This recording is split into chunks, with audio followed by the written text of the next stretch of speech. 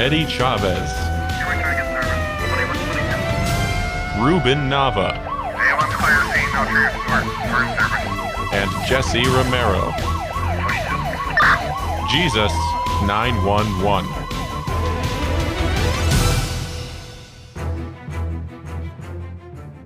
Good morning, gentlemen and ladies. It's Jesus 911 on Virgin Most Powerful Radio. My name is Ruben Nava. My partner, Jess Romero.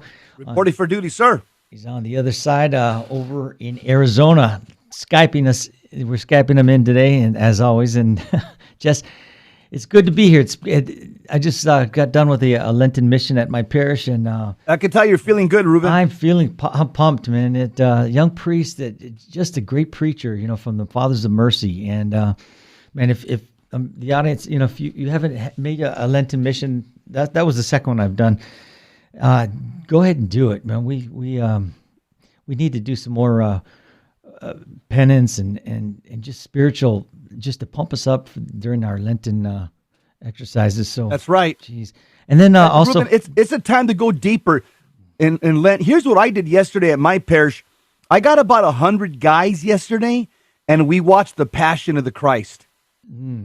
That's what we did last night. 100 guys, only guys, went to the hall, watched the Passion, and I'm telling you, man, half of the guys hadn't seen it yet in my parish. Wow. And they were crying. Then after, very quietly, what we did, turned on the lights, took off the video from the big screen, and we did a slow rosary, the Sorrowful Mysteries, and we all went home in silence. Beautiful. That's outstanding, Jess. Yeah, we just got to go deeper during Lent and stuff. Yeah. Hey, Ruben, I'm pretty excited about today's topics. There's two things we want to talk about today. Number one is how to destroy toxic masculinity with the Catholic faith. That's the way you destroy it, by going back to old-time Catholicism. And then we also want to talk about Nietzsche and the church scandals. One of the contributions of Nietzsche is this whole idea of values, okay? And when all you talk about is values, guess what? That puts to death Christian morality, because values, all it means is opinion, so we'll get into that. Okay. So, toxic masculinity. Here's a takeaway from this article. Men and women, well, let's go back let's talk about the sexual revolution, because this is probably the flashpoint, the genesis.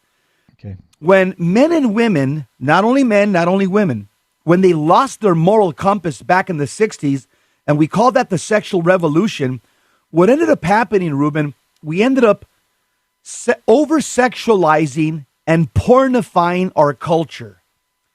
And what that happens, when we did that, we turned men into monsters. In fact, look at this one line. This is outstanding.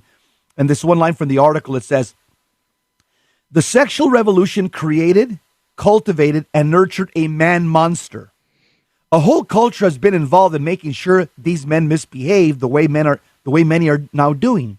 The media have celebrated the destruction of traditional notions of what a man should be. This effort has created a crazy, mixed-up creature. Now the Frankenstein's creatures have turned upon him and condemned him, hanging a sign around his neck with the words toxic masculinity scribbled in bright pink. Media, entertainment, everywhere reinforce a portrait of this man monster. They have imposed models of what men, especially young men, must be. Many of today's men have obliged by shedding the constraints of traditional male behavior and embraced a sinful life of promiscuity, unrestraint, and contradiction.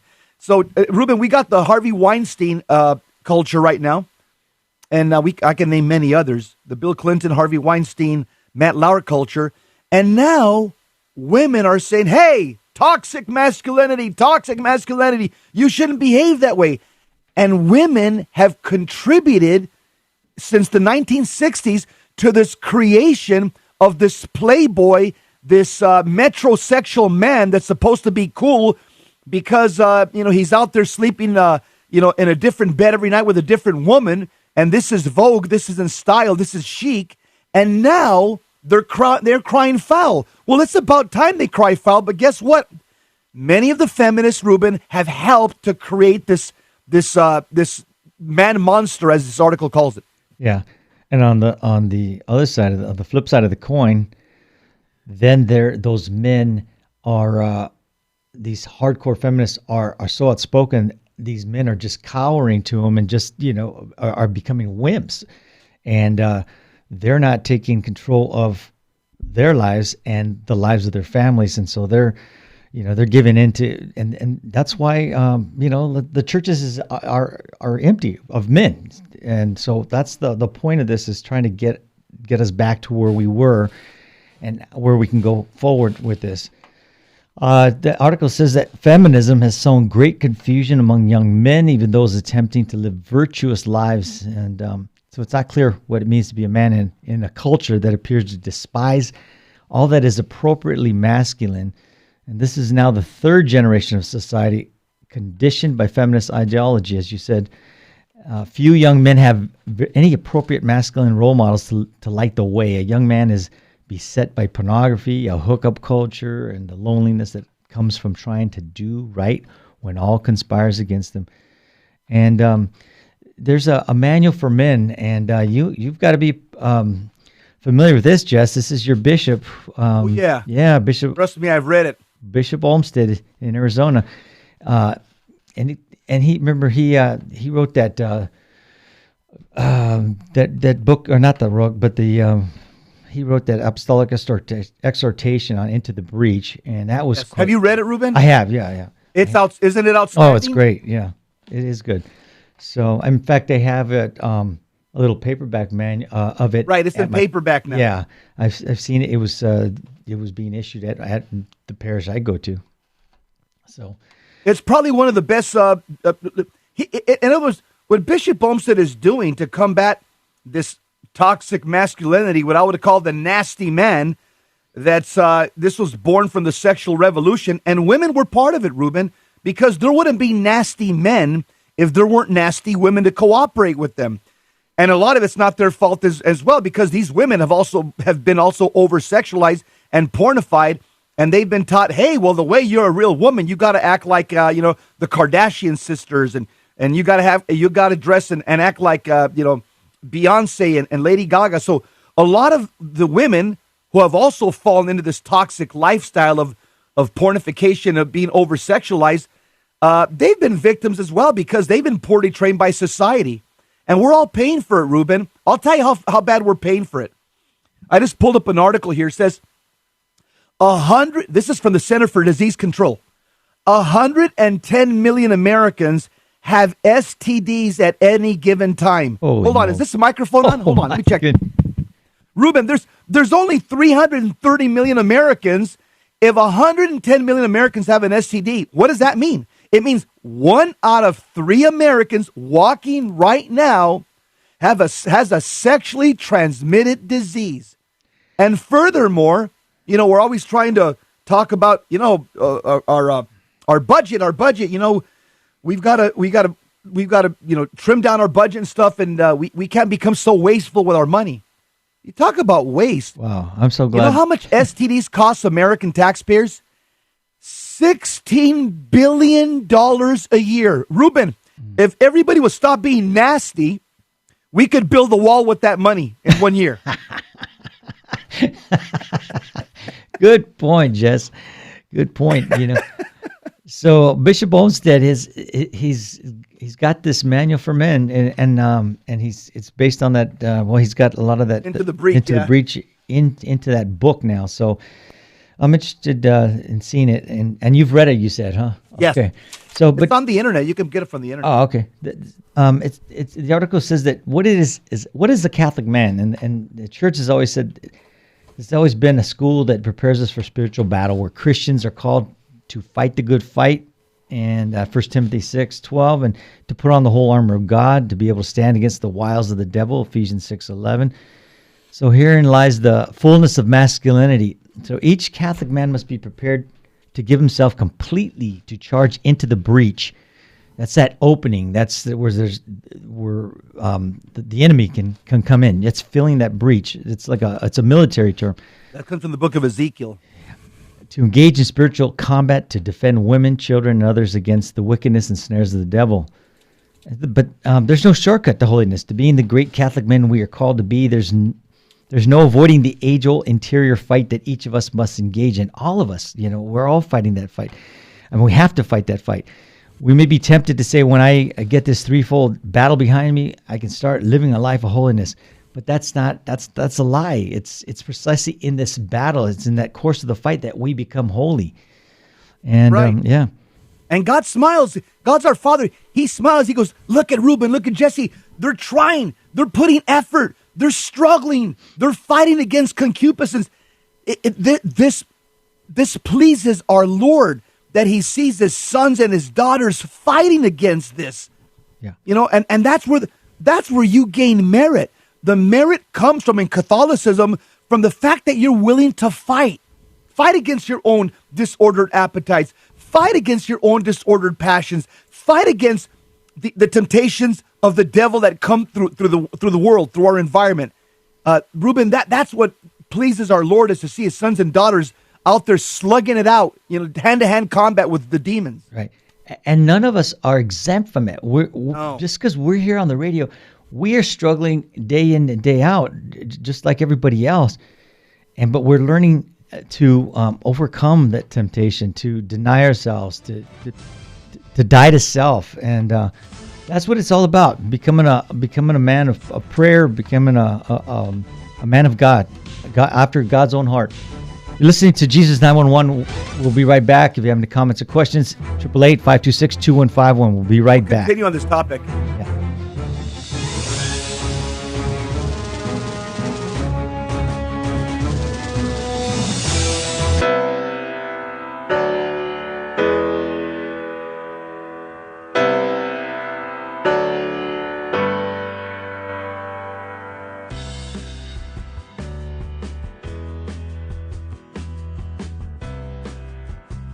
This is Terry Barber inviting you, all the men, to a men's conference June 15th at the Sacred Heart Chapel. This is going to be a day where we're going to talk about true masculinity. There's a problem in the Catholic Church today. We have very few men who love the Catholic faith. And I know a lot of the wives that I'm listening to right now saying, I want my husband to be on fire for the faith. Send him to the men's conference. Your son, send him to the men's conference by going to virginmostpowerfulradio.org or call 877-526-2151. That's June 15th. When your husband comes back from this conference, or your son, they're going to have a different view about their Catholic faith, because they're going to meet three men who love Jesus and his bride, the church, and are going to instill in them a love for Christ and his church, the Eucharist, Our Lady. Bring them to virginmostpowerfulradio.org. Sign up there or call 877-526-2151. Full sheen ahead. It is only because of your continued prayers and generous donations that Virgin Most Powerful Radio can broadcast live each weekday. We count on your spiritual and financial support because you understand the urgent need for Catholic programming that shares the gospel with clarity and charity, but without compromise. Please prayerfully consider becoming a monthly donor. You can set it up with the touch of a button on our website, catholicrc.org.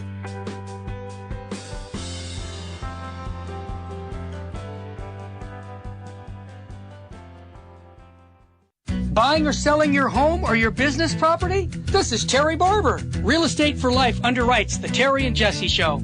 And they can connect you to one of 900 pro-life real estate agents around the world. And when they receive their referral fee, they will give 80% of it to a pro-life organization. Wow! That's 80%! realestateforlife.org, 877-LIFE-US1.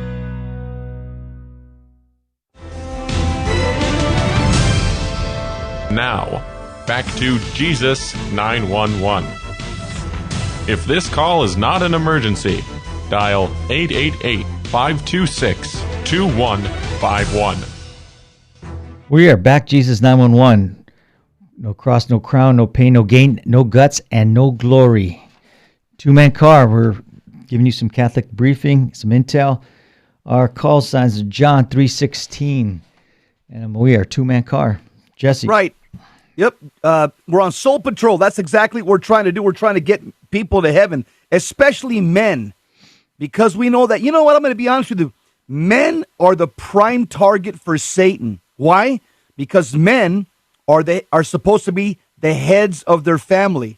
So the devil, he doesn't worry about the maid. He doesn't worry about the guy that cleans your pool or the gardener or your kids. He's going after you guys. Why? If he can take you out, he can wipe out your entire family. And that's on Tuesdays and Thursdays. We really try to talk about what's called muscular Christianity, topics that speak to the heart of men. And we're talking today about toxic masculinity. It's a term that the modern media is throwing around there, and it's talking about nasty men. That's what they're talking about. You know, the Harvey Weinsteins, the Matt Lauers, you know, these type of men that are just predators. And I get it. I'm against that as well. Yeah. That's not with it becoming of a Catholic man at all. Yeah. And that's why if it was up to me, if you shut down Playboy, Penthouse, Hustler, and every gentleman's club, guess what? Tomorrow or right now, I wouldn't lose any sleep. You know why? Because I don't patronize any of those places. But Ruben, here's the problem. A lot of our women have become feminists, radical feminists, and they've also bought into this sexual licentiousness. And so as a result of women that participate and are willing cooperate willingly with this type of culture, this pornified culture, this is what's created what we call the man monster. And I'll tell you, sexual sin is very powerful. And even the great Jesuit Father John Hardin, he says, quote, "Nothing blinds the intellect more than sexual moral sin," close quote. And that applies to male and female. And so as Catholic men, we're called to serve something greater than ourselves. See, a man that just is thinking about, hey, when's the next time I'm going to masturbate? When's the next time I'm going to watch pornography? That's a self-centered narcissist who's never grown up. And he can't wait till he's behind the computer with his pants between his ankles so he can pleasure himself. That's a loser. And as Catholic men, what are we called to? We're called to heroism, heroic virtue. Ruben, here's a comparison that I'm going to make.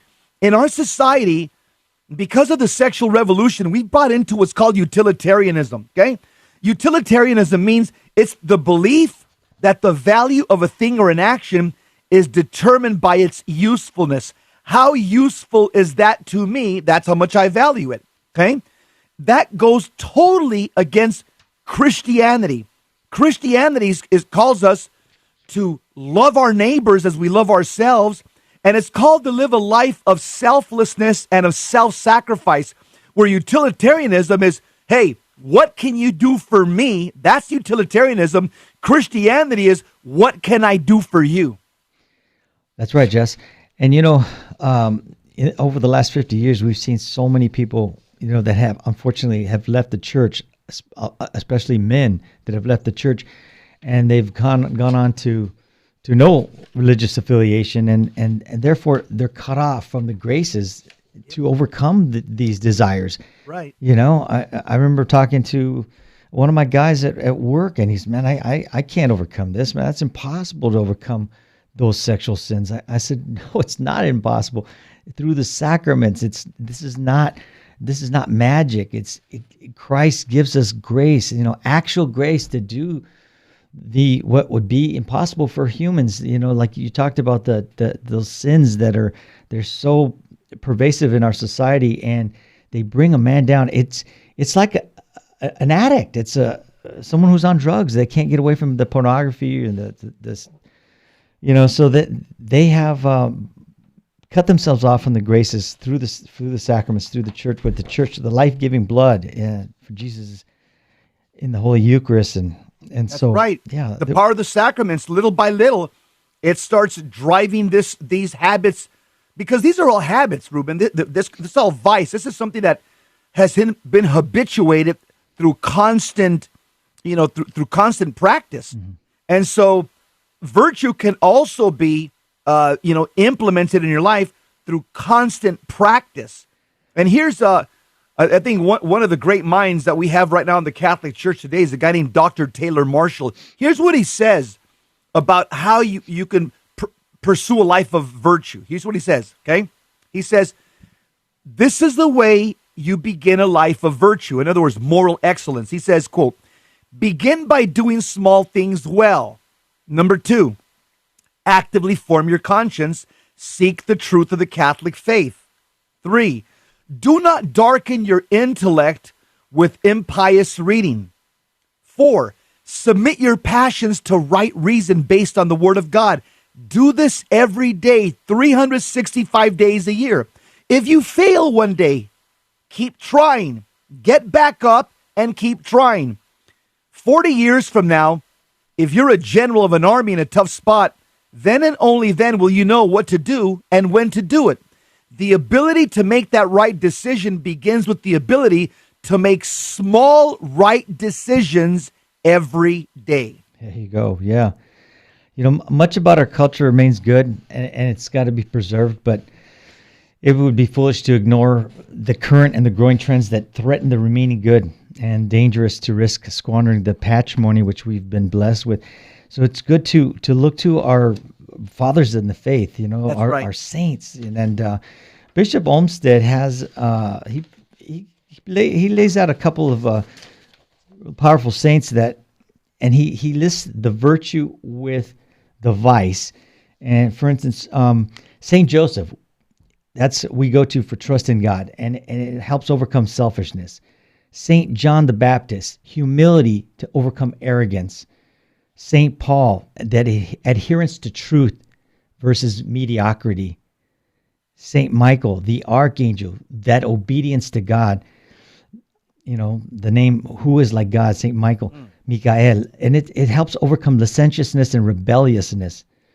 You remember that Satan was the rebelled. He says, I will not serve. So Saint Michael was the one who did serve. Saint Benedict, that's for prayer and devotion. And that helps you overcome sloth. And Saint Francis of Assisi, happiness, and helps overcome moralism. And then Saint Thomas More, integrity, it helps overcome double-mindedness. And Blessed Pier Giorgio Frassati, for chastity, which helps you overcome lust. These are saints that you can pray to. Saint Jose Maria Escriva, for boldness, to help overcome worldly fear. And Pope St. John Paul II, defending the weak, and that helps you against passivity, not doing anything, helping those who need. And we've been talking about abortion with the movie Unplanned. That's exactly who defending the weak. That's where we should start, right there, Jess. That's right. There's a saying that I heard a while back ago, and I've almost committed to memory. It says it's called destiny, and it says, "Watch your thoughts, for they become words. Choose your words, for they become actions. Understand your actions, for they become habits. Study your habits, for they will become your character. Develop your character, for it becomes your destiny." I think that's why the church fathers say, Ruben, the way a man lives is the way a man generally will die. Right. Because the way we're living, the way we're acting, there's already a pattern in our life. And as Catholics, especially during this time of Lent, one of the terms that the saints actually use is the word temperance. Temperance. Well, what does that mean? We have to master our desires for pleasure, and we have to master our desire for the use of this world's goods. I mean, there are very good things that God gave us in this world, but we have to temper, and we have to achieve what's called self-mastery. And in other words, we can't allow the things of the world and the creature comforts and pleasure to master us. We must master them. For example, let's just something simple like the television. The television's not bad or good. It's a neutral object. Now, if you allow the television to master you, and if you're watching stupid stuff for 10 hours a day, you're wasting your life.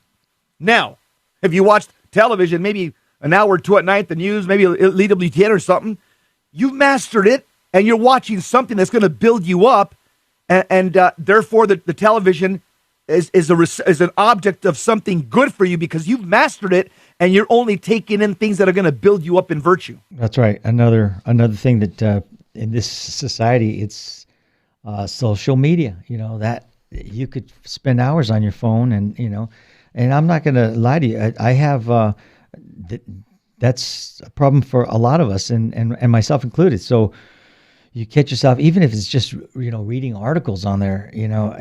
Sometimes you just got to pull yourself away and do something more meaningful, where your life of prayer, your spiritual reading, get into something good, do something with your family.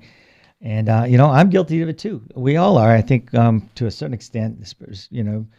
Facebook, Instagram, things like that, and so we have to just temper our pleasures, and that's why we give up things in Lent, Jess. I mean, I'm giving up sweets and desserts and red meat. I mean, I'm a red meat guy. Yeah. Well, you have to keep your big body. Oh man, I love that ribeye, man. So I'm can't wait till after Easter, and but it helps us overcome other things. If we can give up these little things, then when those sins come, those temptations to sin comes, we have the power, the strength to overcome it, because we've done it on the other with other things. So. But we don't do it on our own. We rely on God, That's right. Amen. Here's the challenge for Catholic men. Memorize the 10 Commandments for Lent, okay, from 1 to 10. Memorize the 10 Commandments and memorize the 7 capital sins. If you know that, you're going to know what offends God. 7 capital sins, Proverbs 6:16, sloth, envy, anger, lust, gluttony, avarice, pride. 10 Commandments, I'm the Lord thy God, thou shalt have no strange gods before me. Number 2, don't take the name of the Lord thy God in vain. 3, go to Mass on Sunday. 4, honor your father and mother. 5, don't kill. 6, don't commit adultery. 7, don't steal. 8, don't lie. 9, don't covet thy neighbor's spouse. 10, don't covet thy neighbor's goods. Memorize the 10 Commandments. This is the way you form your moral conscience, because this way, when you're about to do something that's wrong, the siren called the conscience is going to go off. It's going to say, wait a minute, this goes against one of the 7 capital sins. This goes against one of the 10 commandments. But if your conscience is not properly formed by the 10 commandments and the 7 capital sins, guess what? When you do something wrong, the siren called your conscience doesn't go off. It's turned off because you don't even know what's right and wrong. You're a secular humanist just with a Catholic name. So men, memorize the 10 commandments. You got 2 weeks left. Every day, just drill them in your mind. It'll take you 2 days to memorize them. Memorize the 7 capital sins, and I'll tell you one thing, that's going to help you pursue a life of moral excellence. Man, coming up on the other side of break, we're going to talk about Nietzsche and the church scandals. Change that dial. We'll be right back.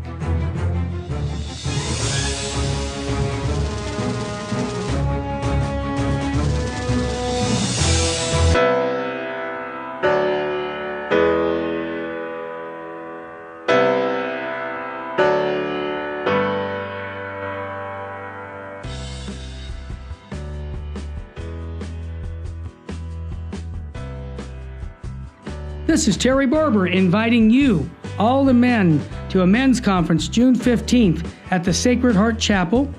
This is going to be a day where we're going to talk about true masculinity. There's a problem in the Catholic Church today. We have very few men who love the Catholic faith. And I know a lot of the wives that I'm listening to right now saying, I want my husband to be on fire for the faith. Send him to the men's conference. Your son, send him to the men's conference by going to virginmostpowerfulradio.org or call 877-526-2151. That's June 15th. When your husband comes back from this conference, or your son, they're going to have a different view about their Catholic faith, because they're going to meet 3 men who love Jesus and his bride, the church, and are going to instill in them a love for Christ and his church, the Eucharist, Our Lady. Bring them to virginmostpowerfulradio.org. Sign up there or call 877-526-2151. Full sheen ahead. It is only because of your continued prayers and generous donations that Virgin Most Powerful Radio can broadcast live each weekday. We count on your spiritual and financial support because you understand the urgent need for Catholic programming that shares the gospel with clarity and charity, but without compromise. Please prayerfully consider becoming a monthly donor. You can set it up with the touch of a button on our website, catholicrc.org.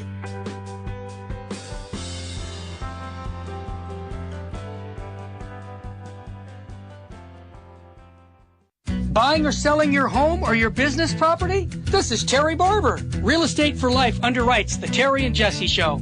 And they can connect you to one of 900 pro-life real estate agents around the world. And when they receive their referral fee, they will give 80% of it to a pro-life organization. Wow! That's 80%! realestateforlife.org, 877-LIFE-US1.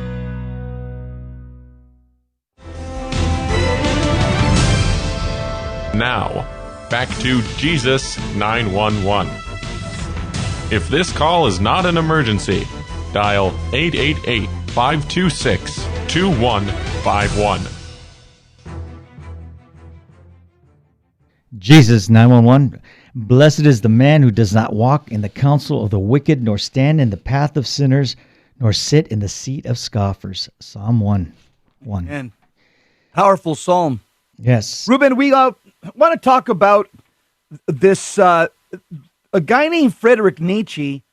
If people don't know who he is, he's probably one of the most influential secular philosophers that's really impacted even our country in ways that has impacted our education, has impacted psychiatry, psychology.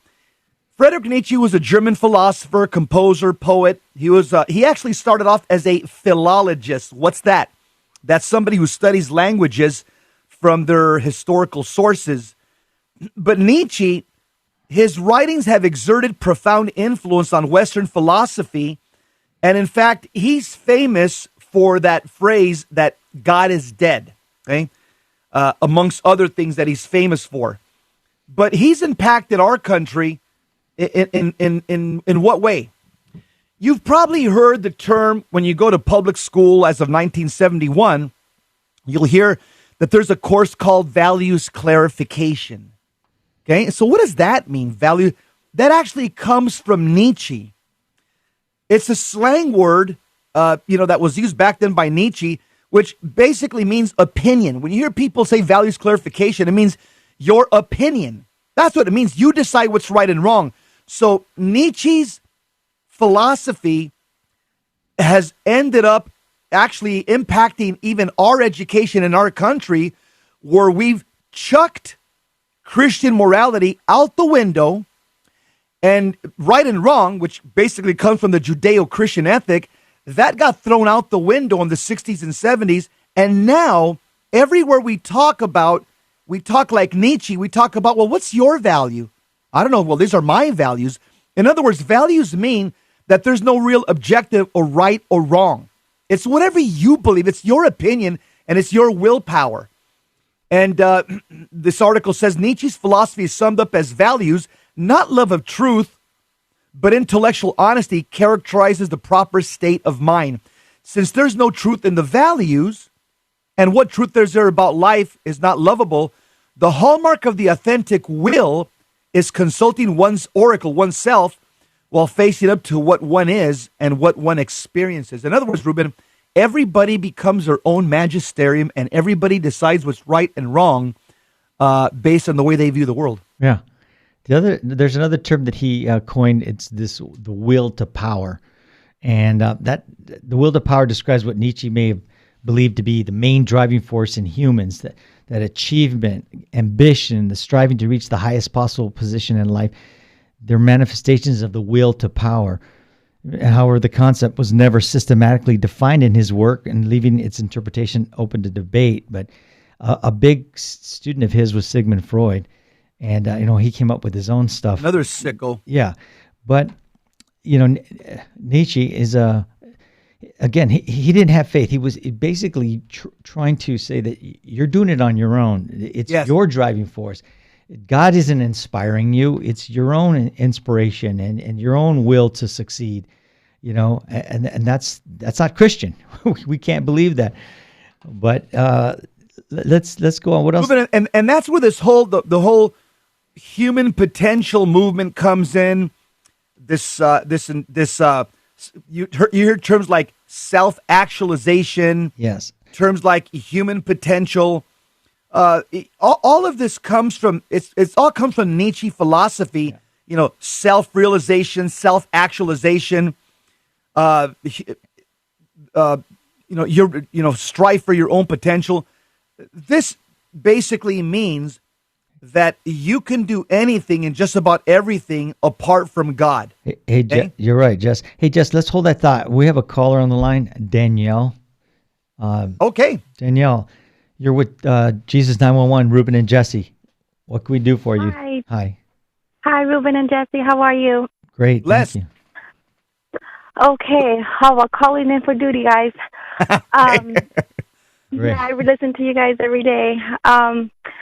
Okay, well, I wanted to just give you a little brief background. Okay. I was, been born a Catholic, raised as a Catholic, and I'm in my late 30s, going to 40s, and just recently I got deeper into my conversion within the last 2 years, and so I've been devoted prayingly to our Blessed Mother every day and engaging in the holy hour every day.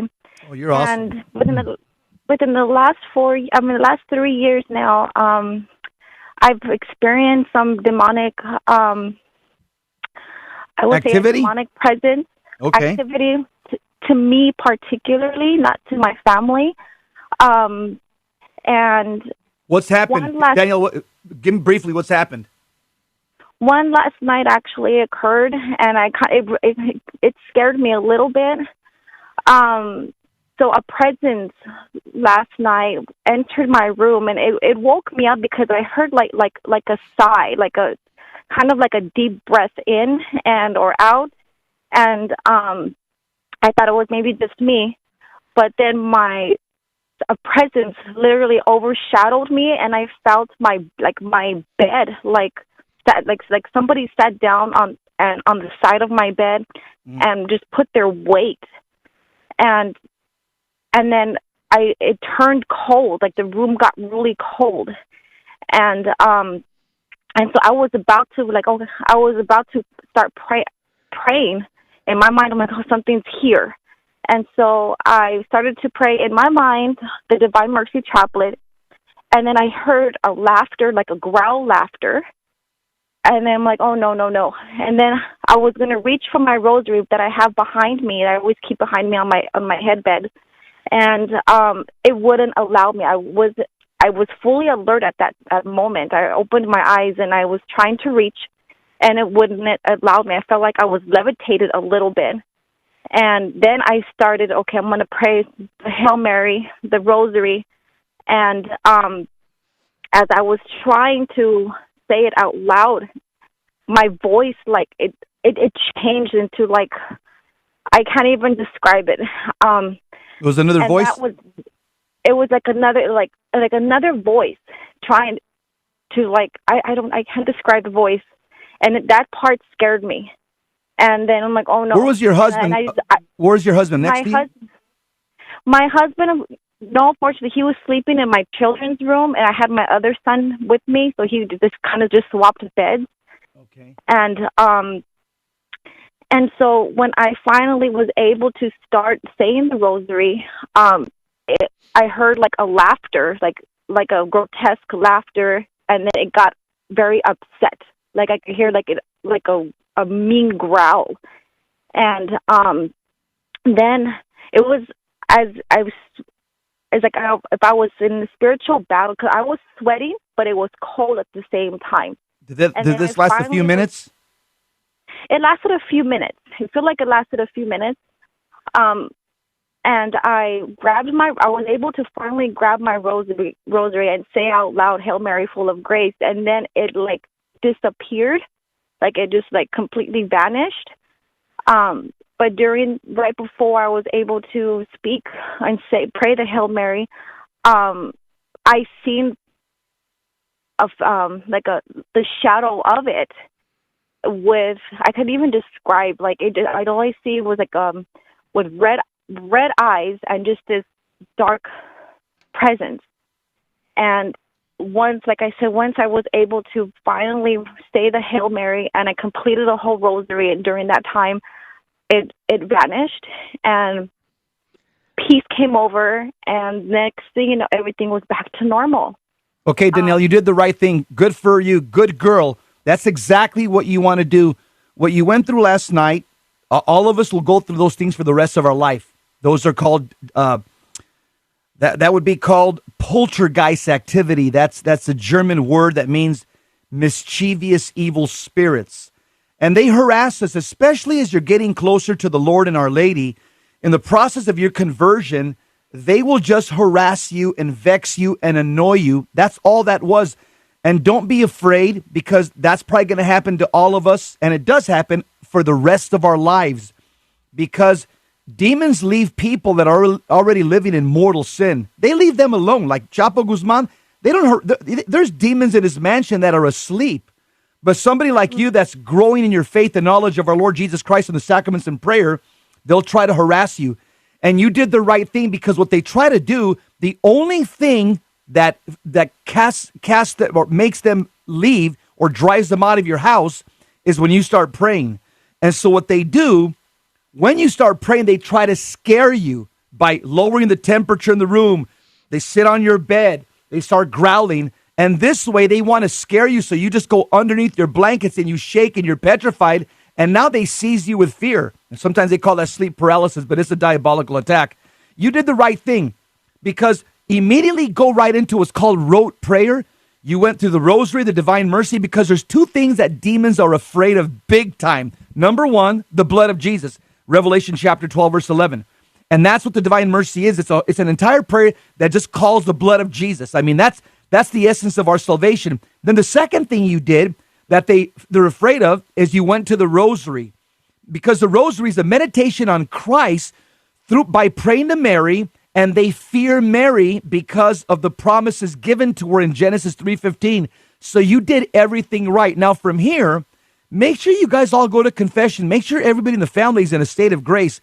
If you guys haven't been to confession in a while, it's the season of Lent. Go to confession.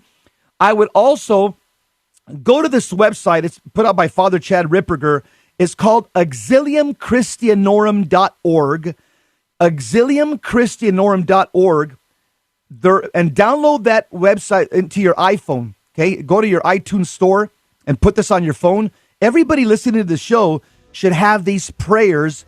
These are how to protect your families from the diabolical. They're written by Father Ripperger. You can pray them in Spanish, English, or Latin. They take 5 minutes to pray. I've been praying them every night for about 10 years. They are powerful deliverance prayers to keep you protected in the evening. So go to your iTunes store and download it onto your phone. It's called auxiliumchristianorum.org. Danielle, God bless you. Thanks for calling up. Keep the faith.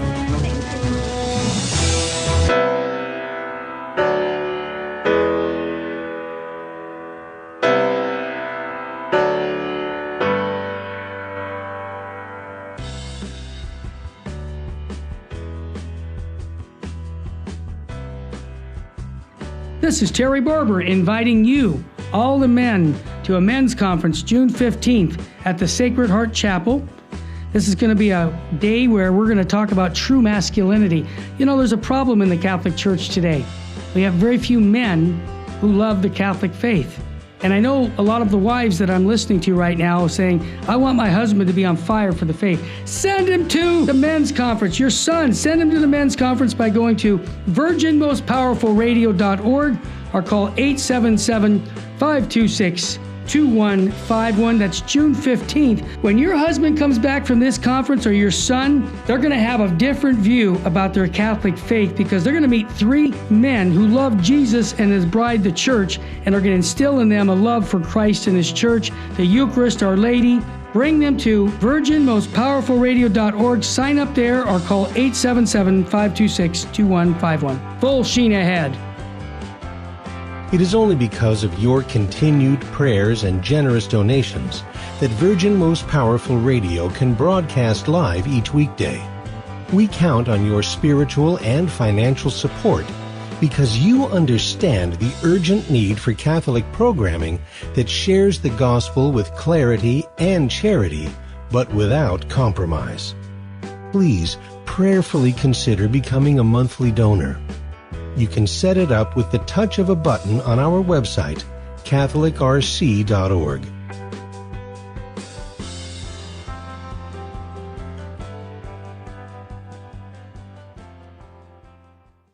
Buying or selling your home or your business property? This is Terry Barber. Real Estate for Life underwrites the Terry and Jesse Show. And they can connect you to one of 900 pro-life real estate agents around the world. And when they receive their referral fee, they will give 80% of it to a pro-life organization. Wow! That's 80%! realestateforlife.org, 877-LIFE-US1.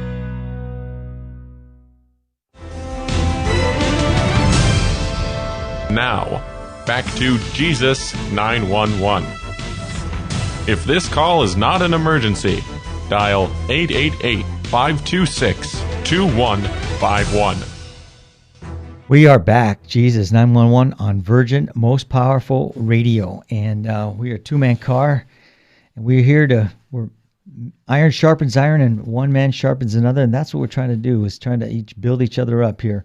That's right. Jesse, you had something to add to that the call? only thing I forgot to add to the last caller, and then we'll go back to Nietzsche, is demons are attracted to people that live in mortal sin. So if anybody in the house is living in mortal sin or doing something that they shouldn't be doing, cut their teeth on pornography, or maybe has amulets or lucky charms, or has occult objects in the house that people have given to them. See, a lot of Catholics, occultists will give Catholics that don't practice their faith, hey, check out this crystal, take it home, it gives you good luck. Hey, see this this feather here?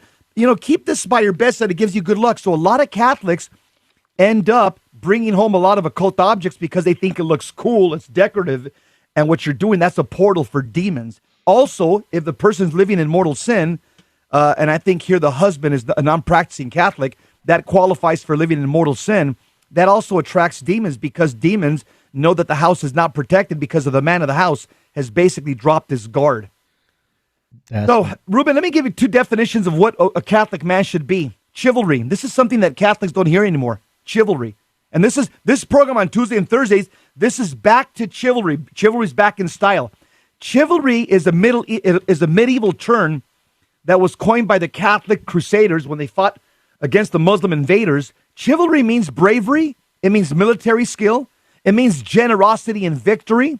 It means piety towards God and courtesy towards women and children. That's the definition of chivalry. And on Tuesdays and Thursdays, I can tell you in this show, chivalry is back in style. There you go. These therapeutic approaches going back to the article. Yeah. The therapeutic approaches that started with Freud. He was the guy who wanted to lay you out on the couch and let me talk. Let's hear your problems. But have a basic assumption that they're not Christian to begin with. He was an atheist. Freud was a Jew, but by the way, so the starting point, there's not a Catholic worldview, and it's summed up by the parable of the prodigal son. Our fallen nature, sinful world, and persons needing God and the Father to forgive them so they can return to his sons and daughters. Yeah, that's our worldview. Yeah, so unlike that's not Freud's. No. Unlike the Christian worldview, the therapeutic starting point is that the individual must overcome personal unconscious forces. So in Freud and another guy named Carl Jung, person must unite to the collective unconscious, which is shared by all humans. And in both cases, the therapist assists his client to change himself, to become his real self. Forgiveness and returning to God aren't needed. What is needed are not God and his forgiveness, but a therapist assisting a self to reach the fullness of itself. So it's the therapist. It's not God. It's not a priest that's helping you come back to the faith.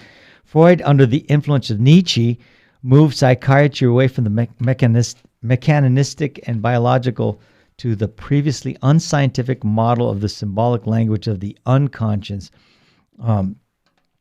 So Freud his pupil was Carl Jung. He took it a step further, but again, it's all based on this subjective unconscious. Actually the collective conscious. Where you're trying to. It's what everybody else is doing in the world, this collective conscience. And Ruben, you know what C.S. Lewis calls everything that you just said right now? He calls it scientific paganism. Yeah, that's what it is. And Freud was that one this guy who thought that every guy had a infatuation with his mother, and women infatuated about their father, and wanting to have intimate relations with them. And Freud's the guy who came up with the Oedipus complex. This is all stuff I studied in school, but I've and it never made sense, right? And I tried so hard to get it out of my mind. I threw all my books away when I got back into my faith. I mean, that was over 20 years ago. And man, it's starting to come back to me. It says, "Oh, this is that junk that I was being taught in my sociology, psychology classes." Ruben, and you know why you knew that it was wrong? Because again, you were going through your conversion. Grace was, reaching your soul in mega doses, and most people don't realize, most Catholics, that the soft sciences, sociology, psychology, psychiatry, all of this was born from the French Revolution. See, and the sense of your faith told you there's something wrong here, but I got to get my degree. And the French Revolution, and also Nietzsche, all of these guys, here's their error, Ruben. They all have an anti-supernatural bias. All of them believe, Nietzsche, the French revolutionists, Jung, Freud, they believe that everything has a natural solution and everything can be settled by your own human potential. Ruben, this is the old heresy called Pelagianism. Yeah. I can do it myself. I don't need God's grace. I can be holy without God. I can get to heaven without God. That's called the heresy of Pelagianism. And this just goes against New Testament theology. Jesus says in John 15, verse 5, he says, "I am the vine, you are the branches. Apart from me, you can do nothing." Amen. So either Jesus is right or he's wrong, or Nietzsche's right or wrong. Nietzsche says you don't need God. You can do it yourself, your own human potential. Jesus is saying, no, you want to do something? You need me. Well, you know what, Ruben? I'm going to go with Jesus every time. Yeah, and Nietzsche ended up losing his mind. He had to go move back in and be cared for by his mother. He just lost it. So maybe he was being tormented, possessed. Surprise, yeah. surprise. Yeah. And this attitude that we have in the world that if it feels good, do it, and everybody's doing it, so, what's the problem?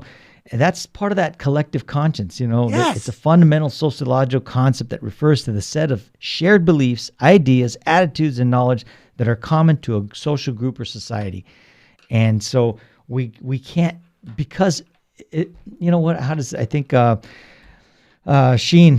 Bishop Sheen says, it doesn't, if it's wrong is wrong if everybody's wrong, what's right is right if nobody's right. Yes, See? correct. So we're That's not right. Yeah, we're not, because everybody's doing something. They're out there hitting the bars and the night scene and chasing women and chasing men and what, or chasing men. Men chasing men these days. There you go. And we've seen an influx of that, and then also the idea of your identity. Oh, I'm identifying as a woman today, and this is it's coming out more and more. You never heard about this when we were growing up, Jess. It just wasn't out there. And Ruben, that's what happens because of Nietzsche, when you throw out Christian morality, right and wrong, 10 commandments, 7 capital sins, you throw that out the window and you bring in values. That's all you talk about in colleges, high schools. What are your values, young people? What are your values, students? Well, all values means is opinions. Right. And then guess what? Then the teachers, the overlords say, oh, by the way, whatever you say, there's no right or wrong answer. How many decades have the schools been saying that? Young kids, what are your values? Oh, and you can share whatever you want because there's no right or wrong answer. Ruben, that's Nietzsche right there in our public schools. Yes, there is a right and a wrong answer, and it comes from Judeo-Christianity, specifically the 10 commandments, the 7 capital sins, and what Jesus Christ says in the New Testament, Paul and Peter and the rest. Ruben, let me just switch real quick. The last caller asked, how do I get my husband to go to confession? Yeah. What would you say? I would just say, personally, he has free will. Nobody can get him to confession by force. Just continue praying every day for his conversion. Maybe start fasting a couple of days a week. Right. What would you say, Ruben? Yeah, I was going to say that. Do prayer, fasting, do penance for him, whether it's sleep on the floor, take a cold shower, right? Fasting, denying yourself. and just offering your rosaries meat lists for him. every Wednesday or Friday or something. Offer your rosaries for him, and offer your masses. Have some masses said for him. Go to your priest, give him the stipend, and ask for some masses said for your husband. That's powerful. They're more powerful while they're still alive than when they're dead. So let's not forget that. And like Jess said, he has free will. We can't drag him to confession, but you through your actions, through your kindness, through your love, through your self-sacrifice, let him see Christ in you, and say there is something to this faith that she's changing. So that's where you start. Yeah, and that's it. The Bible talks about the witness of a Christian woman, the way it has the ability to, affect their spouse or their husband. I would also, the caller that called up, I'm sure she's still listening. I would say read 1 Corinthians chapter 7 so that you can get reinforced in your convictions, because the Bible says that a believing spouse sanctifies or makes holy the unbelieving spouse. So again, you got your job cut out for you. You were attacked last night. There was a diabolical attack in your bedroom. Start those prayers that I told you to download into your iPhone or go on the internet and print them out. The website's called Auxilium Christianorum. That's Latin, means help of Christians. That's one of Mary's titles. AuxiliumChristianorum.org, and start saying those prayers every day to protect your family from the evil one, and also for the conversion of your husband. And also pray the rosary every day. If you have an unconverted husband, here's what I would attach to the rosary. Pray the rosary every day and add to it the litanies of Loretto. Those are powerful, specifically for the conversion of your husband. And if you do this for 54 days straight, there's a tradition in the Catholic Church. Pray the rosary and the litanies of Loretto for 54 days straight. And there's a tradition that goes way back, 1,000 years, that Our Lady will tarry. Our Lady will grant you your request if you're faithful to the 54-day rosary novena. 27 days you pray for your husband's conversion, and the next 27 days you pray, you're going to thank God because you know that God is going to move in your husband's life. Thanksgiving, that's right. Another 54-day novena is to Our Lady Undoer of Knots. So that the same concept, 27 days, and then the second 27 days for Thanksgiving. So, hey, you've been listening to Jesus 911. We're wrapping it up here, and I'm glad you're joining us. I see a lot of the people on our chat line, and I've seen some of them at some of the parish missions, and it's good to put a face with a name. And I know a lot of you are going out there and seeing the movie Unplanned. I know it's getting some good reviews. It was leading the box office the other day, in viewership. So keep that up. We gotta end this abortion. Get straight with God. Invite your family members that aren't going to church. Invite them to mass with you. All right, and get with other learned people. Get with people of like mind. We need prayer partners. We need guys that are and gals that are gonna help us stay on the right path. Right. Stay tuned for Jesus. Friends on Apologetics with Gary Mishuda. Thank you for listening. We'll see you next time.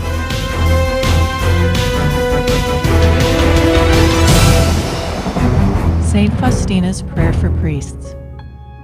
O my Jesus, I beg thee on behalf of the whole Church, grant it love and the light of thy Spirit, and give power to the words of priests, so that hardened hearts might be brought to repentance and return to thee, O Lord. Lord, give us holy priests. Thou thyself maintain them in holiness. O divine and great High Priest, may the power of thy mercy accompany them everywhere, and protect them from the devil's traps and snares, which are continually being set for the souls of priests. May the power of thy mercy, O Lord, shatter and bring to naught all that might tarnish the sanctity of priests. For thou canst do all things. Amen. Virgin most powerful, pray for us.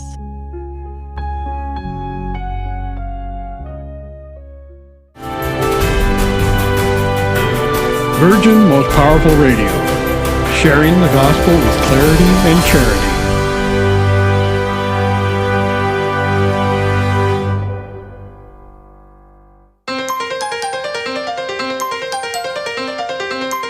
And now, Virgin Most Powerful Radio is pleased to present Hands-On Apologetics with renowned Catholic author and apologist, Gary Michuta.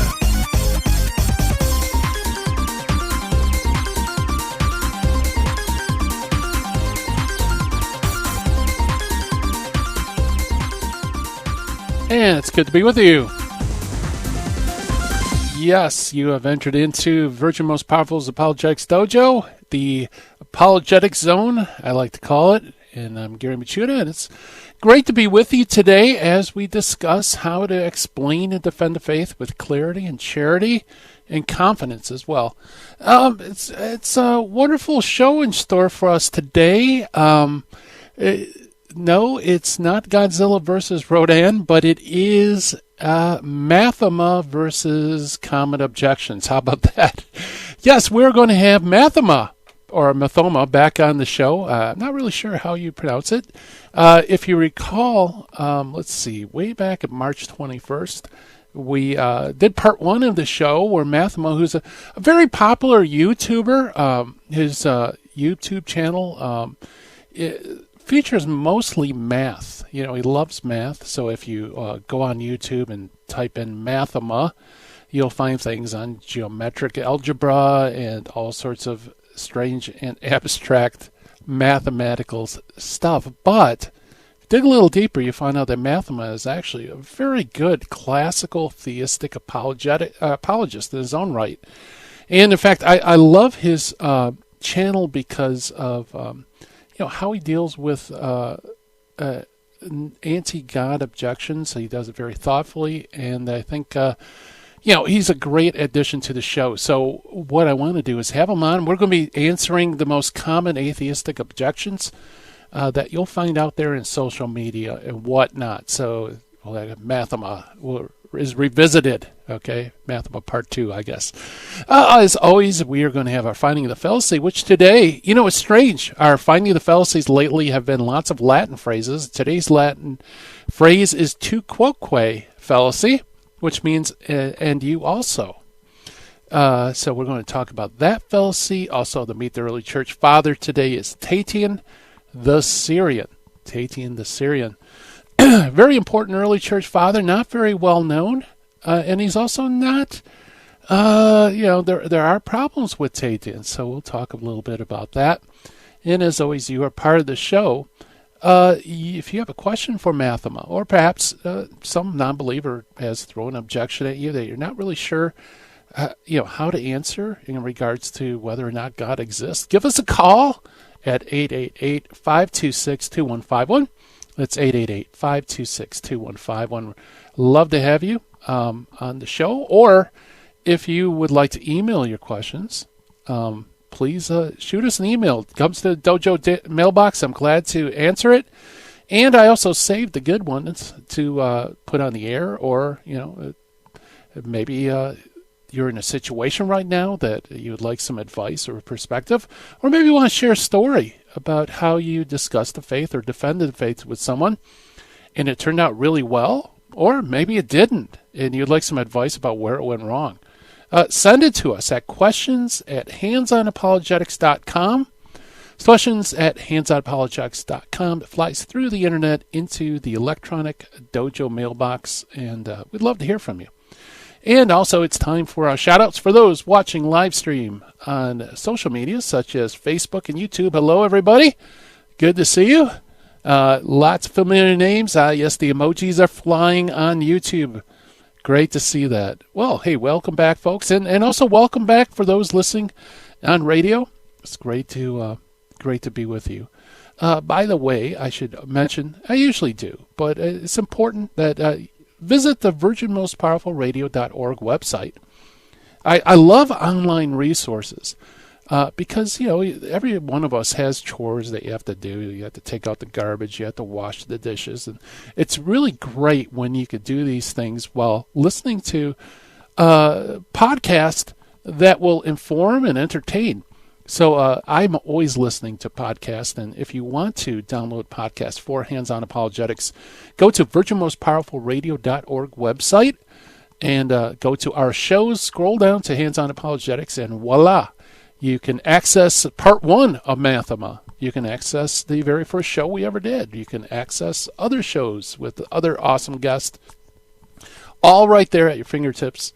Not only Hands-On Apologetics, but Jesus 911, Terry Jesse Show, all the awesome shows that Virgin Most Powerful produces. So check it out, folks. And you can download it. You can share it. You can do all sorts of wonderful things with it. And we appreciate that. And by the way, for those watching live stream, we also appreciate, if you could give us a like, subscribe if you can. If you haven't subscribed, you should subscribe. Let people know about us because, part of sharing the faith is that you have to let people know that resources are available, and we'd like to be your lifeline if we can. All right, very good, folks. Let's jump to our Finding the Fallacy segment of today, and the Finding the Fallacy is the tu quoque fallacy, which basically means and you also fallacy. So what's so fallacious about saying yeah and you also? Well, it's also appeal to hypocrisy. And the problem with this fallacy is that it tends to discredit the opponent's argument by asserting that the opponent fails to act consistently with its conclusions. So for example, you say that what X is immoral. The person will launch a tu quoque. Well, you don't do that, or I know lots of Catholics who don't do that, or I know lots of believers that don't do that, and so on and so forth. So basically what they want to say is, you're preaching one thing, but you're doing another. You're being a hypocrite. And in a way, if I were to categorize it myself, I would say the tu quoque fallacy probably falls more into a non sequitur or red herring, because it doesn't necessarily follow. When you give an argument, you're arguing that something is true, okay? Not whether everybody lives up to that truth. That's an entirely different question. And so there's lots of ways you can deal with the tu quoque argument, or the yeah and you don't argument, okay? And that is to concede the point. I love this. Trent Horn, when he was on the show, he recommended this, and this is something I've been doing for years. What you do is concede the point even hypothetically. For example, you could say, okay, fine. Let's say I don't live up to the faith. Let's say I'm a horrible sinner. Let's say I am Hitler incarnate. Nevertheless, why is this not wrong? Okay, so you got to refocus, concede the point, say, fine, okay. I concede it. We're terrible sinners or whatever. We don't live up to this truth. Nevertheless, you haven't shown me why it's false. Okay? And once you do that, then you have to keep refocusing back on the subject, and you'll be A-okay. So that's our Finding the Fallacy for today, the tu quoque fallacy. Now let's go to Meet the Early Church Father. Our Meet the Early Church Father today is Tatian the Syrian. Notice it's not Saint Tatian the Syrian. Boy, try saying that fast. He flourished roughly AD 165 or 175. Very little is known about Tatian's life, and even less about how he died. He was born in Syria to pagans.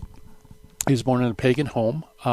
And like Justin Martyr, which we've talked about a few programs ago, St. Justin Martyr, he sought true philosophy, and he found it in Christianity, which actually this lines up perfect for our discussion on Atheistic Apologetics today.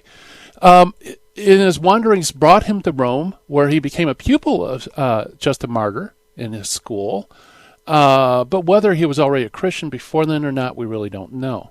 Tatian was all things an extremist, and here's where it's the fall of Tatian.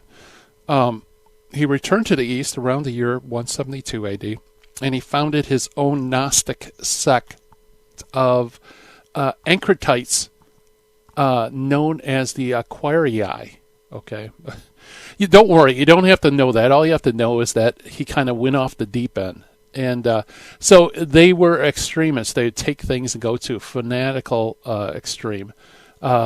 Because, for example, they fanatically rejected any use of wine, so they changed the Eucharist and substituted water for wine in the Eucharist. Others rejected or discouraged second marriages within Christianity, but Tatan's sect actually, his sect rejected even first marriages, which quite possibly was a factor in why this sect disappeared. They just didn't have any offspring. So he's not a saint. He kind of goes off the deep end after a while. But perhaps he's best remembered for an arrangement of the harmony of the Gospels. And harmony of the Gospels basically means, if you read the synoptic Gospels, Matthew, Mark, and Luke, and even parts of John, you'll find out that there's some overlap of the historical narrative. Well, a harmony just attempts to put that all into a single historical narrative. And he made one of these. It's called a Diatessaron. And until the 5th century, it was the official form in which the Gospels were used in the liturgy in the Syrian church. And in fact, it seems that this Diatessaron actually had quite a bit of influence on other Gospels, textual traditions, if you will. We're not really sure what language the original Diatessaron was written in. It might have been Greek or Syriac. We still don't know. And only fragments of this work has survived in either of those languages. But we nevertheless it can be reconstructed. And there are extant reconstructions of it in Latin, Arabic, and also Middle Low Franconian. Okay, very interesting. Anyway. That is our early church father for today, which is Tatian the Syrian. And coming up on the other side of the break, Mathoma visits the dojo. We're going to be talking about answering common atheistic objections. So stay tuned, everybody. More to come.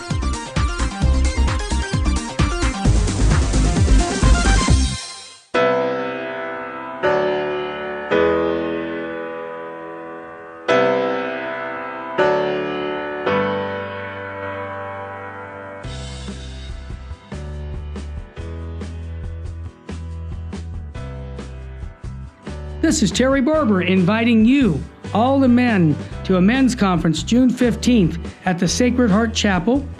This is going to be a day where we're going to talk about true masculinity. There's a problem in the Catholic Church today. We have very few men who love the Catholic faith.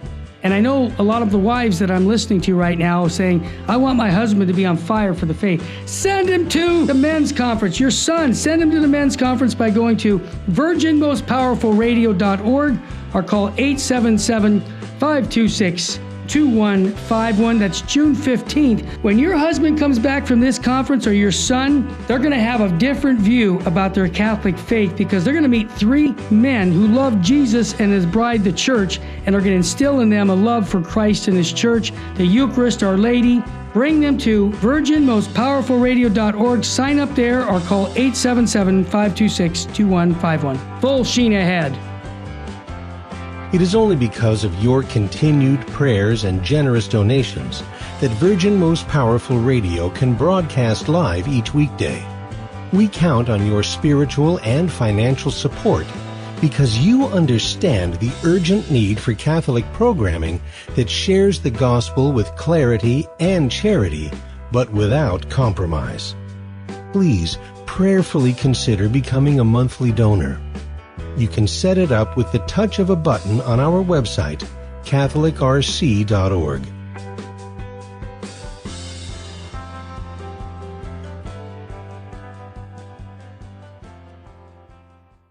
Buying or selling your home or your business property? This is Terry Barber. Real Estate for Life underwrites the Terry and Jesse Show. And they can connect you to one of 900 pro-life real estate agents around the world. And when they receive their referral fee, they will give 80% of it to a pro-life organization. Wow! That's 80%! realestateforlife.org, 877-LIFE-US1. Now, back to Hands-On Apologetics with Gary Machuda. If you'd like to join the conversation, call 888-526-2151. Here's Gary. And welcome back, everybody. Hands-On Apologetics. Well, when we're surfing on the web, watching YouTube, hitting our social media, sometimes we're bombarded with objections by people that don't believe in the existence of God. Objections like, is it true that there's no evidence for the existence of God, or who made God, or some other thing? Well, our guest today is what I believe is a person who has done an outstanding job in the area of social media, considering and responding to atheist claims that God doesn't exist. And the name is Mathoma. It could be Mathoma or Mathoma. I prefer Mathoma, personally. He has a wonderful YouTube channel. Please check it out and subscribe, folks, because there's lots of great information. And we're going to continue our discussion about answering common atheistic objections. And by the way, the first one, part 1, is March 21st broadcast. So, Mathoma, welcome to Hands-On Apologetics. Thanks for having me back. Yeah, I hope you'll forgive me if I'm putting the accent on the wrong part of the word. Oh, that's fine. Like I said last time, it's a made-up name, so either stress is fine with me. Okay, I prefer that way because, like I said, it sounds more like a Godzilla, a person in Godzilla. Mathoma versus error. I love it. Well, hey, we went through several objections last time you were on the program, and we can maybe just remind the folks about those and maybe just give a really small thumbnail sketch of how one could answer it. For example, many times atheists claim that there's absolutely no evidence for the existence of God. What's a good short retort to that? Well, like I was saying last time, one ought to be suspicious of whenever someone says there's absolutely no evidence for such and such, there's absolutely no evidence for X. And that usually what it means is that the sort of evidence that they're looking for, the evidentiary standard has to be put into question. And we have to first ask what they mean by evidence, first of all. And like I was saying before, that it's a bit hyperbolic to claim, first of all, that there's absolutely no evidence for such and such. For even if that X statement, there's absolutely no evidence for such and such, even if that's true. But even if that were false, there's still some, at least minimal evidence for at least false statements. Like I was saying last time, right. No one believes that the Earth is flat here, but there's at least minimal evidence for it. You could just look out the window and then take a look. So you have to be a little suspicious when you claim there's absolutely no evidence for X. And what one ought to do is ask the objector what they mean by evidence. Right, exactly. Yeah, so I mean, there's evidence, but, perhaps we're not looking at the evidence correctly. Maybe we're not drawing the proper conclusions, but nevertheless, there is evidence. Otherwise, there wouldn't be a claim. Right, and like we were saying last time, perhaps the objector by evidence means something like, there is no empirically verifiable experience that I can point to for the existence of God. But that in itself, we have to go over what exactly we mean by God. Because by God, we don't mean some sort of corporeal reality that you can just see, like the color of it or such and such, some sort of physical reality. By God, we mean the most metaphysically primal reality, the most fundamental reality, and the subsistent act of existence itself. Now, that is not, strictly speaking, empirically verifiable. That's something we know through, say, philosophical argumentation and the work of the intellect, properly speaking. Okay, very good. Yeah, and that kind of answers another objection that we treated last time, namely, who made God? And that I could just go one further and say I reject all gods, small g and big G. Because if you're talking about the most fundamental, most basic, most foundational thing, or existing thing, then, who made the most fundamental, foundational thing doesn't make sense. Right. The question doesn't even make any sense. Basically, what you'd be asking is, what's more fundamental than that which is most fundamental? Right. Or what comes before the first in the order of reality, Yeah. Very good. Well, hey, let's move into some new territory then. Now, Now, I think you'll have to give us a little bit of background to this one, but I've heard this as well. Many times atheists would say, well, what if the universe just always existed? What's the nature of this claim? What are they trying to get at? Well, you're probably aware of this, and your audience is probably aware of this. There are many philosophical arguments for the existence of God, and there's one in particular that I think is more familiar to someone who's making this objection, which would be the Kalam cosmological argument, which seeks to prove through philosophical argumentation that the universe had a beginning in its existence, that it's finite in duration, as opposed to being, infinitely old. And we're going over this last time too. The Kalam argument runs like this. The first stage is whatever begins to exist has a cause of its existence. And stage 2 is to show that the universe actually began to exist. And so the conclusion is the universe has a cause of its existence. And then there are further arguments that you would show to say that cause is what we call God. But that is but one argument for the existence of God. It's not, strictly speaking, the mainstream, at least to my knowledge, in the Catholic philosophical tradition. So the atheist is under the impression that in order to deflate all arguments for the existence of God, one just has to say, well, what if the universe is eternally old? What if it just never began to exist? But the problem with this is that it ignores every other argument that is proposed by, say, like St. Augustine, in which this objection simply is irrelevant, because these arguments are not based on the premise or the assumption that the universe began to exist. It could go one way or the other in terms of the truth, and it would not matter for the argument, because those arguments are concerned with the here and now. They're not concerned with some event that happened in the distant past. So this, in terms of the main arguments for the existence of God, this objection is strictly speaking irrelevant, because it doesn't appear in one of the premises of the argument. Okay, so it's only aimed at the Kalam argument, which the second premise is that the universe had a beginning, but that's a problem for the Kalam argument. It doesn't apply to all the other classical proofs for God. Is that correct? Right. If you take an example, for instance, the first way, St. Thomas's first way, the argument of motion, the argument of change. Major has a version of this in his 5 proofs called the Aristotelian proof. That argument does not argue from the finitude of the universe, that it had a beginning in time. So it's not required as an assumption for the argument.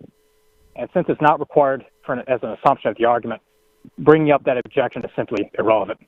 Yeah. So in fact, you can imagine. Oh, I'm sorry. Go ahead. Well, you could, just for the sake of argument, you could say, okay, let's pretend that's right. I mean, of course, as Catholics, you don't believe it's right, but just for the sake of argument, let's pretend that that's right. It would still have nothing to do with the argumentation used for St. Thomas' first way. Again, relies upon a subordinate series of movers or actualizers in the here and now. And that's what requires an analysis, not some event that happened in the distant past. Yeah, very good, very good. In fact, didn't St. Thomas believe that it's philosophically you could have an eternal universe and still, the proofs for the existence of God would still work? Yep. The main arguments that he gives don't rely upon that premise. Like I was saying, that the universe began to exist. Of course, St. Thomas is a Catholic, and of course he believes that that's true, right, because it's part of the Catholic faith. It's part of divine revelation. But if you check out his essay called De Aeternitate Mundi, which is on the eternity of the world, he goes through a slightly different question. He's not so much asking whether the universe began to exist, because of course he already believes that, because it's an article of the Catholic faith. But he's asking a slightly different question, which is, can we prove through a philosophical argumentation that the universe began to exist, that the universe is finite in its age? And that's really the question he's after. And if you go through the analysis, what he's also asking that, is it within the scope of divine omnipotence to have something be created, to both, one, be created, and two, be infinite in its age, be infinitely old? And so that's really that's the question he's trying to answer, which is a distinct question from, as a matter of fact, is the universe finite at its age? Did it come into existence at some point in the past? And so St. Thomas, he comes out saying that we cannot prove through a philosophical argumentation that the universe began to exist. Although, as I said, of course, he believes this because it's part of the Catholic faith. But there's some controversy on what position one ought to take on that second question, whether we can prove through a philosophical argument that the universe began to exist. Famously, St. Bonaventure takes the opposite position. He thinks that we can prove through a philosophical argumentation that you cannot traverse an infinite series of events, and therefore the universe had to come into existence at some point in the past, and we can prove it through philosophical argumentation. So that's more the question that St. Thomas is interested in that paper. Yeah. Now, who today proposes the Clom argument or Clom-like arguments? Is there any people that would know from through social media, for example? I think the thinker that people most often associate with the Clom nowadays is William Lane Craig.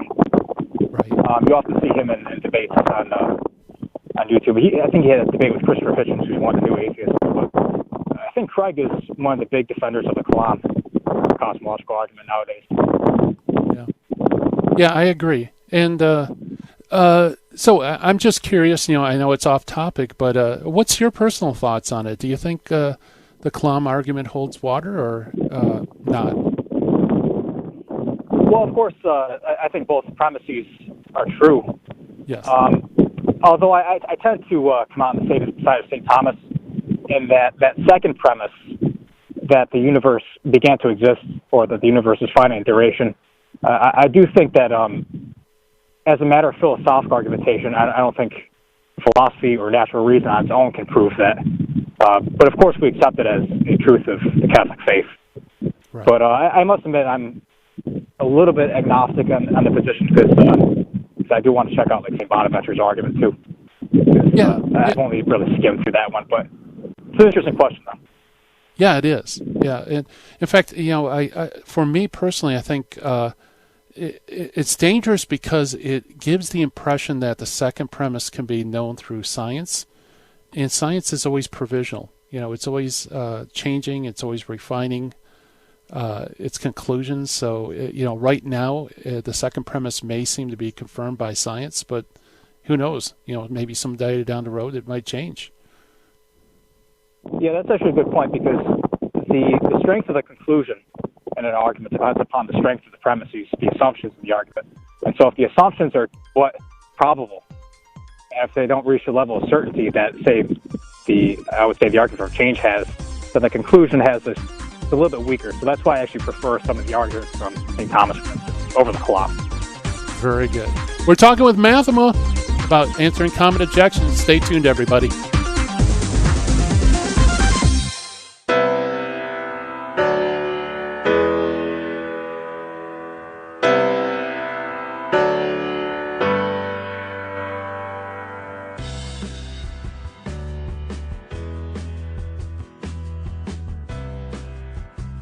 This is Terry Barber inviting you, all the men, to a men's conference June 15th at the Sacred Heart Chapel. This is going to be a day where we're going to talk about true masculinity. There's a problem in the Catholic Church today. We have very few men who love the Catholic faith.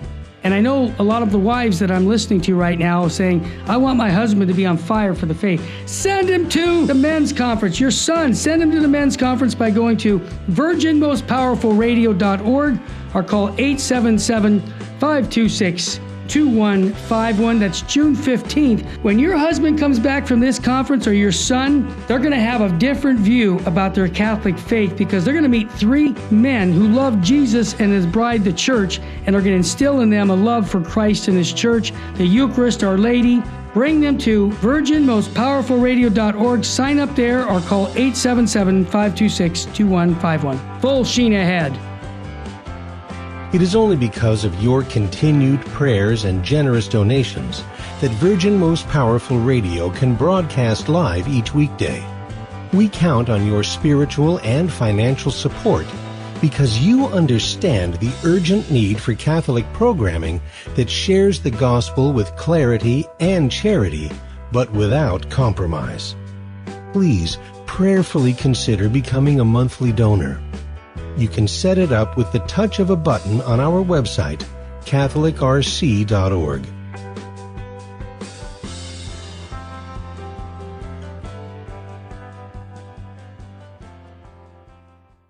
Buying or selling your home or your business property? This is Terry Barber. Real Estate for Life underwrites the Terry and Jesse Show, and they can connect you to one of 900 pro-life real estate agents around the world. And when they receive their referral fee, they will give 80% of it to a pro-life organization. Wow, that's 80%. realestateforlife.org, 877-LIFE-US1. This is Jesse Romero. You're listening to Hands-On Apologetics with Gary Machuda on Virgin Most Powerful Radio. And welcome back, everybody. We are talking with Mathoma about answering common objections, atheistic objections to the existence of God. And Mathoma, before we jump into the stone paradox, I just wanted to ask you a kind of personal question.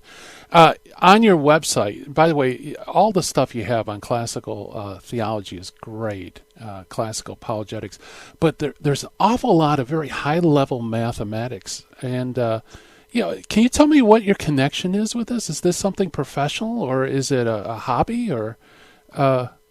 how did you become interested in mathematics?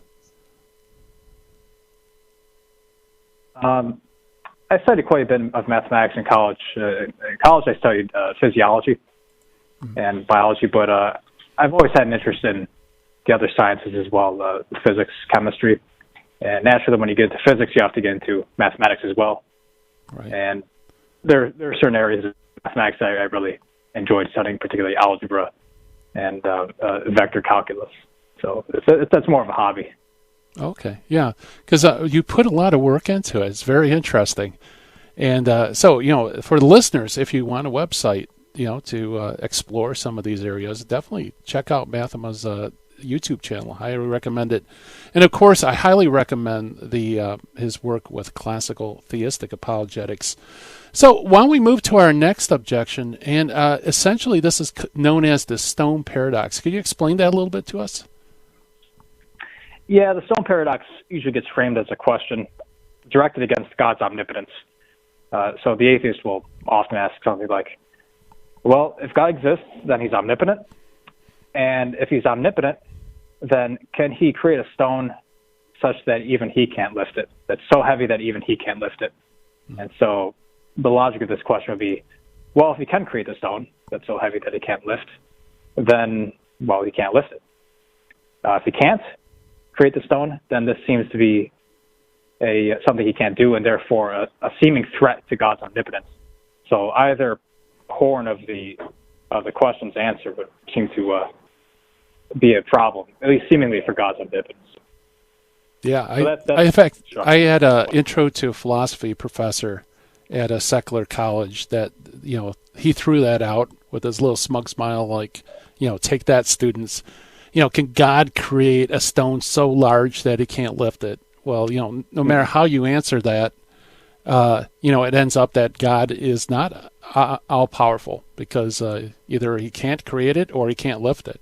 So how do we get out of that paradox? Well, we have to examine the features of this supposed stone, because it does not suffice to just throw some words together into a sentence and have it have any sort of relevance to reality. So the stone has the feature that it's so heavy that who is omnipotent cannot even lift it. But a stone that's so heavy that an omnipotent being can't lift it is straightforwardly a logical contradiction. Right. If you have an omnipotent being, then all things are accessible to it in terms of its power. And something that a stone that has this feature that's so heavy that an omnipotent being can't lift it is straightforwardly a logical contradiction. And because it is a logical contradiction, it's non-being, essentially. It has no chance of even existing in reality. And this question is no more intelligible than asking, can God make a four-sided triangle? And the four-sided triangle, of course, is just a logical contradiction. it doesn't even rise to the level of possibility. It's just a straight-up contradiction, and therefore is simply nothing. It's non-being. Yeah, it's gibberish. Yeah, it's just a bunch of words put together that doesn't describe anything. Yeah, very good.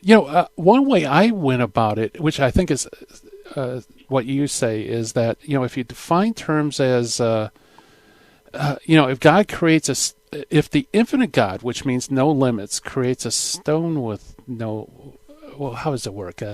Creates something that has no limits. It'd have to have even greater than no limits for an infinite God not to. Yeah, you're right. I mean, no matter how you cut it, it just doesn't make sense because, for one thing, the stone would be created. God is uncreated. I don't know. It's somewhere down there. You strip it away, and you come up with it's impossible for that to happen. Like you said, it's verbal solid. It's there's no coherence to it.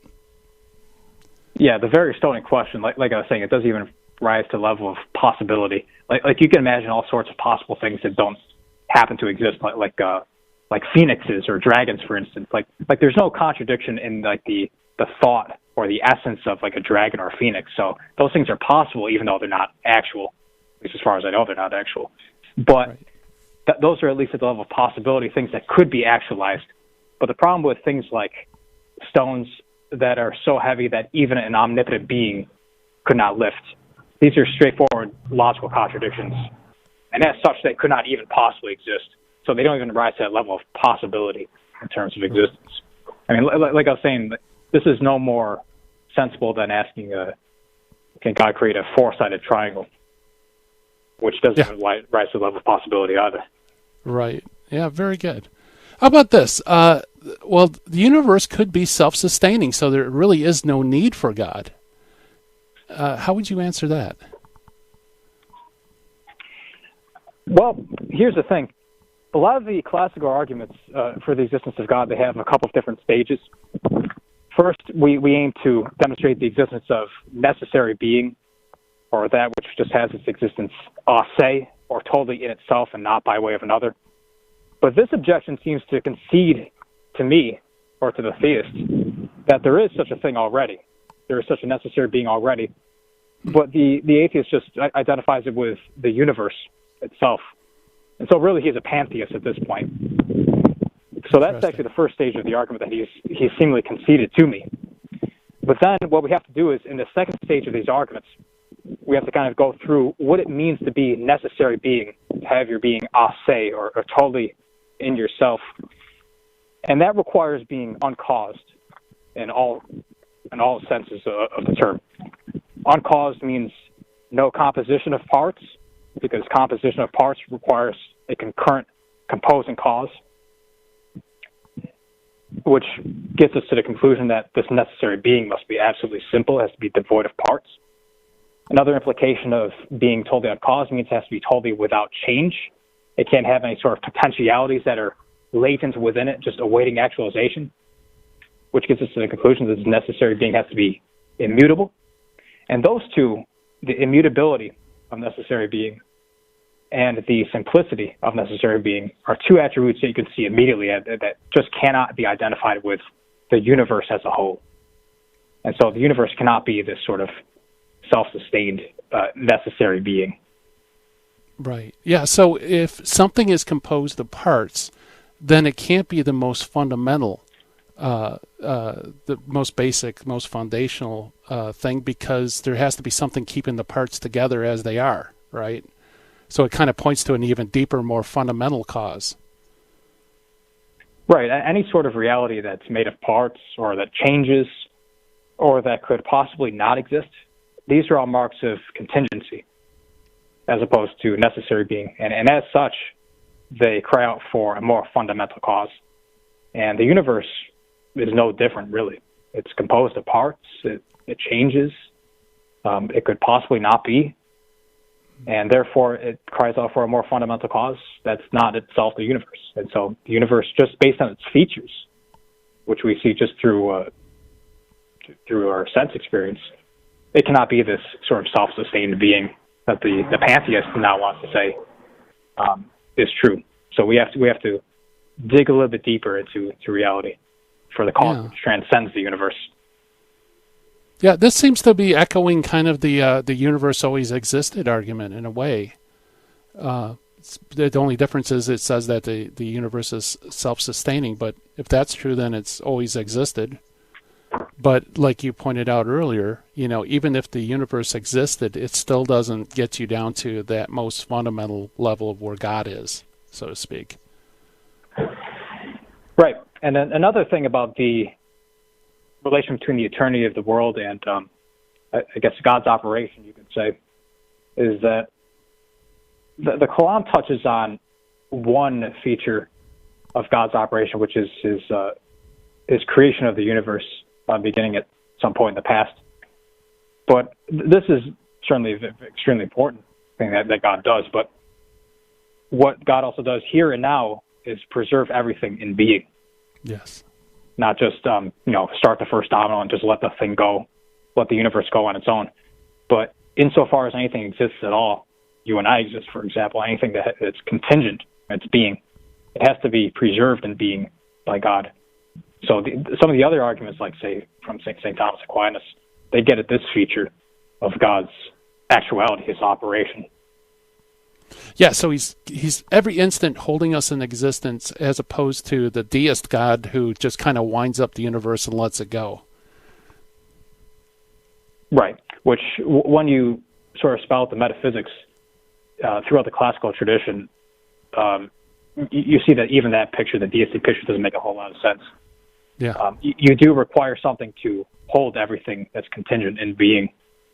Without pure actuality, nothing else, like you and I, that's a composite of potentiality and actuality, could even exist for a moment. Right. Yeah, very good. Yeah, that's funny how, our imaginations keep trying to make God into this deist God or a pantheistic God. Either everything is God or God just kind of winds everything up and lets it go. It's unusual that, our imaginations want to go to those two extremes. It's hard to wrap your mind around the God who sustains all things every instant. Yeah, that's true. And one thing that a lot of newer writers in Catholic philosophy and theology that they often point out is that you have to be on guard when you do philosophy for precisely that error, and that you rely too much on your imagination as opposed to using your intellect, properly speaking. Because the best your imagination can do is draw up particular images, just particular things. But what your intellect can do is reason through arguments, through universals, through things that are the most abstract and general features of reality, whereas the imagination is kind of stuck at these particulars. So when we're doing philosophy, you have to use your intellect. Yeah, very good. Excellent. We're talking with Mathoma about answering common atheistic objections. Stay tuned, everybody.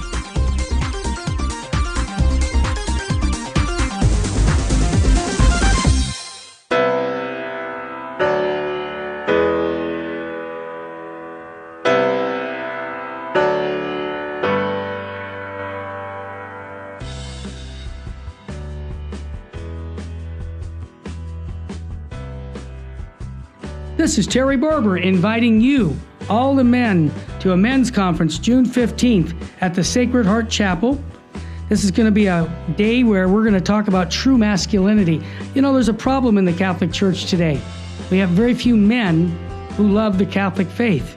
And I know a lot of the wives that I'm listening to right now saying, I want my husband to be on fire for the faith. Send him to the men's conference. Your son, send him to the men's conference by going to virginmostpowerfulradio.org or call 877-526-2151. That's June 15th. When your husband comes back from this conference, or your son, they're going to have a different view about their Catholic faith, because they're going to meet three men who love Jesus and his bride, the church, and are going to instill in them a love for Christ and his church, the Eucharist, Our Lady.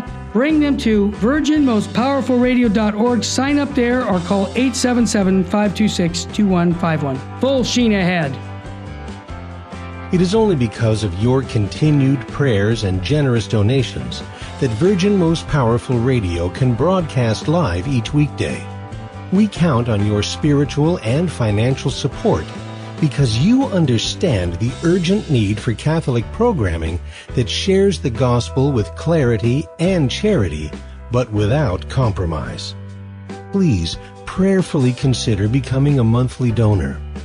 You can set it up with the touch of a button on our website, catholicrc.org.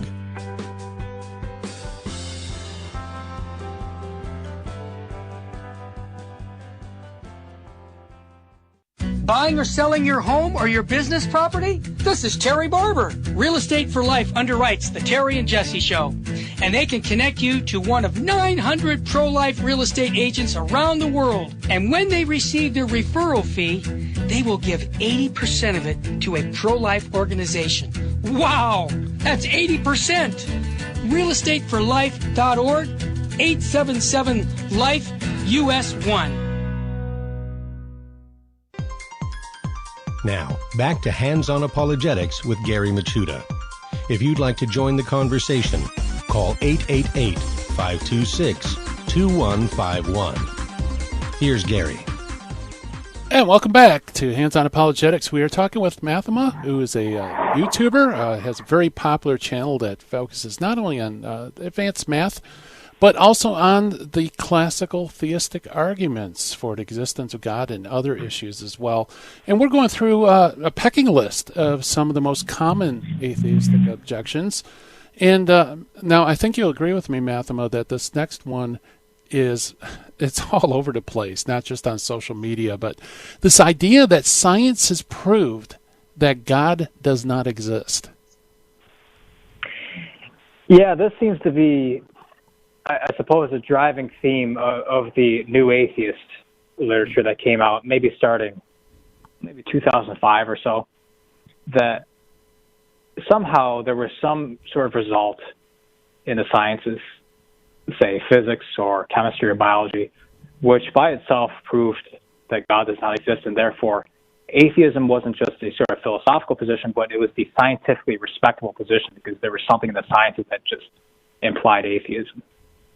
But yeah, there are many dimensions of this question we should probably go into. But the first thing to point out is that if you look at the major theories in the sciences, like if you take physics, for instance, if you turn to, say, quantum mechanics or general relativity or any of the other field theories, in not one of these portions of physics do we even have the question of God being addressed at all. I mean, these theories simply aren't about God at all. So one has to wonder what part of science these guys are pointing to that supposedly makes atheism not just a philosophical position, but somehow scientifically respectable. Yeah, right. There's no God there is no God experiment where you have a control group and be able to work out whether if the test comes through positive or we can the equation comes out to a certain value, then we know God doesn't exist. There's just nothing out there like that. Right. To put it another way, God simply isn't a part of the subject matter of physics, of chemistry, of biology, of economics or sociology or whatever science you want to point to. God simply isn't in the subject matter of these sciences. You're not looking in the right place to answer this question. To put it yet another way, where you have to look to answer this question is metaphysics. Yeah. I mean, you shouldn't be looking to physics or chemistry to solve this question. The question of whether God exists is not a question that empirical sciences can answer because they don't, simply because they don't study it. That's just not what they're interested in. So they don't sell the question one way or the other. It's metaphysics and philosophy that we have to turn to answer this question. Right. There's inherent limits to scientific investigation. For example, they can only investigate things that are quantifiable, right? Right. And this is something that we don't say of God. God isn't like a physical reality that you identify, right here, or some sort of material reality, or some sort of reality that exists in one place and for a certain duration. But like we've been driving at, God is pure actuality. He's necessary being, the subsistent act of existence itself. And these aren't things that you just locate somewhere in the visible world. It's not some sort of physical reality you just identify, like you or me, for example. You just identify them right here and right now. So, like I was saying, God just isn't in the subject matter of these sciences. We have to turn to metaphysics to answer this question. Right. I think what lurks behind this objection is that misunderstanding that we talked about in part one of God being like a small g God, a feature within the universe, that like a Mr. God who's the strongest in the universe, the most intelligent in the universe, the fullest, the best behaved thing in the universe, and therefore that would kind of fall within the province of scientific investigation, since it's part of the universe, right? But we're talking about a totally different category of being. Right. We're talking about pure actuality here. We're not talking about some sort of exalted reality by degrees from us. We're talking about the transcendent God. We're not talking about some sort of uncanny reality that exists within the physical universe. David Bentley Hart came up with that expression, Mr. God, because it does show how the new atheists, they limit what we're talking about when we say God. I mean, if that's what we're talking about when we say God, that's some sort of exalted physical reality that's within the universe, then I suppose this would be amenable to scientific investigation, and people like Richard Dawkins would have a point when they say that the God hypothesis should be subject to test just like any other hypothesis. But unfortunately, that's not what we mean in the first place, so it's just irrelevant. Yeah, in fact, I remember seeing an atheistic video where the person said, "Well, how do you know that how do you know that you haven't gone to all the different universes and all the distant realities and haven't found a being that's even greater than what you call God?" And I thought, boy, that just completely misses the whole point. Because if you found something like that, it's not God, because we're talking like pure act, like you said, pure subsistent act. We're not talking about a thing in the universe. We're talking about the thing that upholds the universe. Right. We're looking for the ultimate cause. We're looking for the first cause. We're not looking for yet another physical reality that we could identify and theorize about. Like God isn't like an electron, like some sort of localized reality that we build theories off of. Yeah. Yeah, very good. In fact, it's also, I think this also assumes that science is the most fundamental way in which we can know truth, in a sense that even science can tell us things about metaphysics and, other questions like that. Do you agree? Right. That's another dimension to this question as well, is that the person asking you usually is assuming some sort of scientism, mm-hmm. which is the view that only what the empirical sciences reveal to us should be considered knowledge, that the only means of knowledge available to us would be the empirical sciences, for example, physics, chemistry, biology, for instance. And therefore, anything other than that, any other discipline such as philosophy or metaphysics or theology, these are to be excluded because they are not themselves empirical sciences. So that position would be scientism. But the problem with scientism is that it's transparently self-refuting. Mm-hmm. It's a metaphysical position of itself which tries to undermine all other metaphysical positions. The thesis of scientism itself is not a result of the empirical sciences. Like, the empirical sciences do not tell us that all knowledge is to be limited within physics, for instance. That's not something that comes out of the empirical sciences. Right. To put another way, the thesis of scientism cannot be scientifically verified. It cannot be itself known through scientific means, and therefore it is self-refuting. And if the person who espouses scientism claims to know this, he knows this through a means which is supra-scientific or above the scientific, and therefore he refutes his own position, because he just told us that we are only to limit ourselves with the empirical sciences.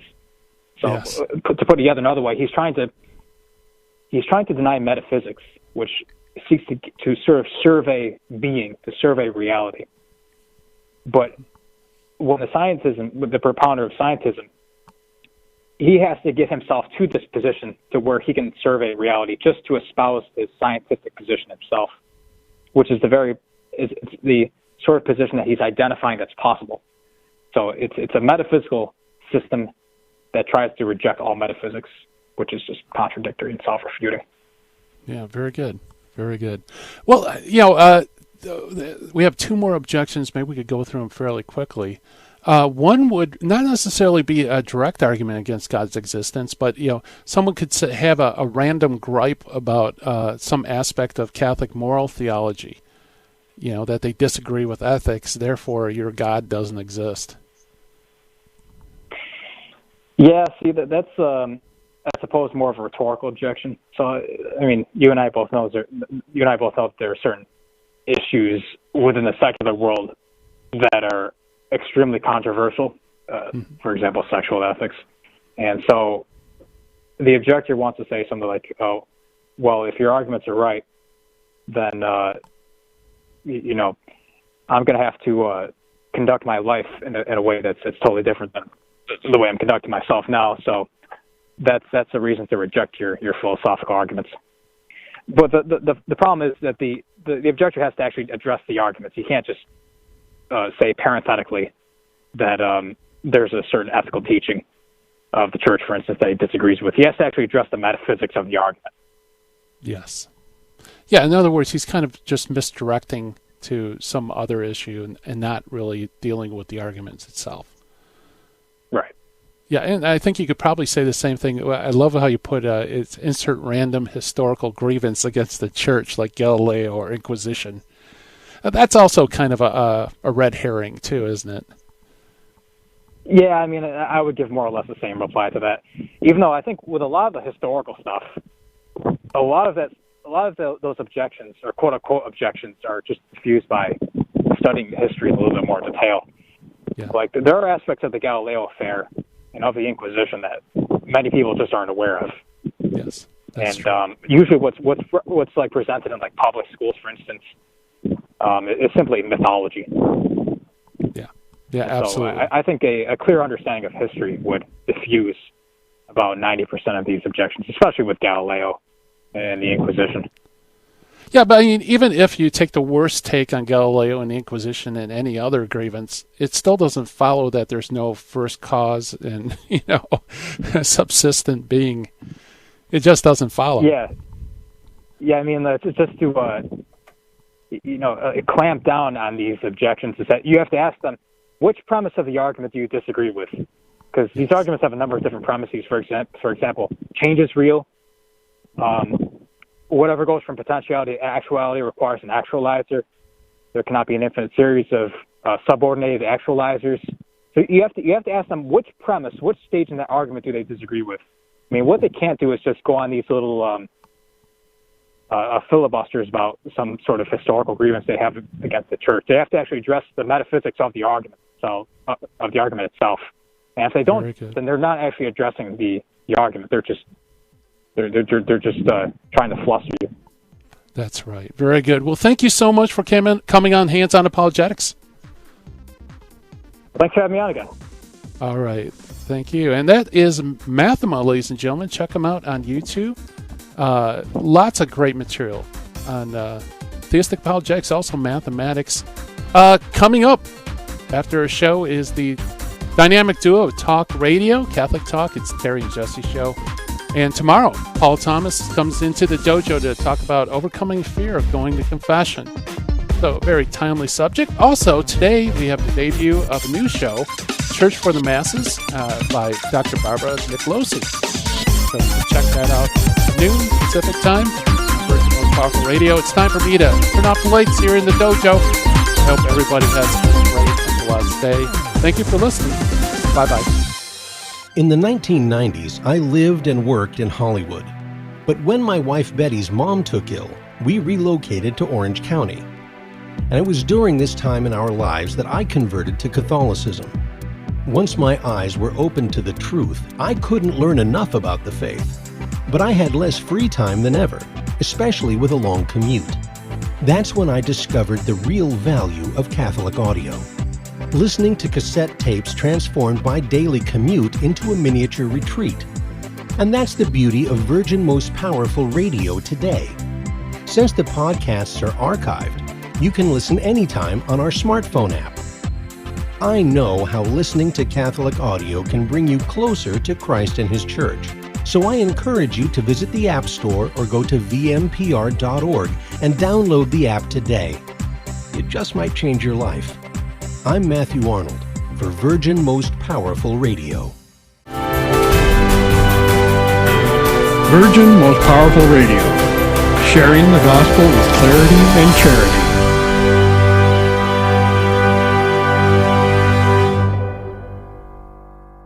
I'm a soldier for Christ. I'm a soldier for Christ. I'm a soldier. No, they'll never take us under, because we're bringing truth like thunder.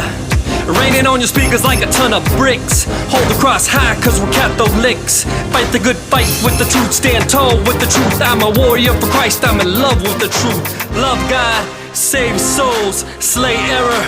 Go stronger. Go stronger.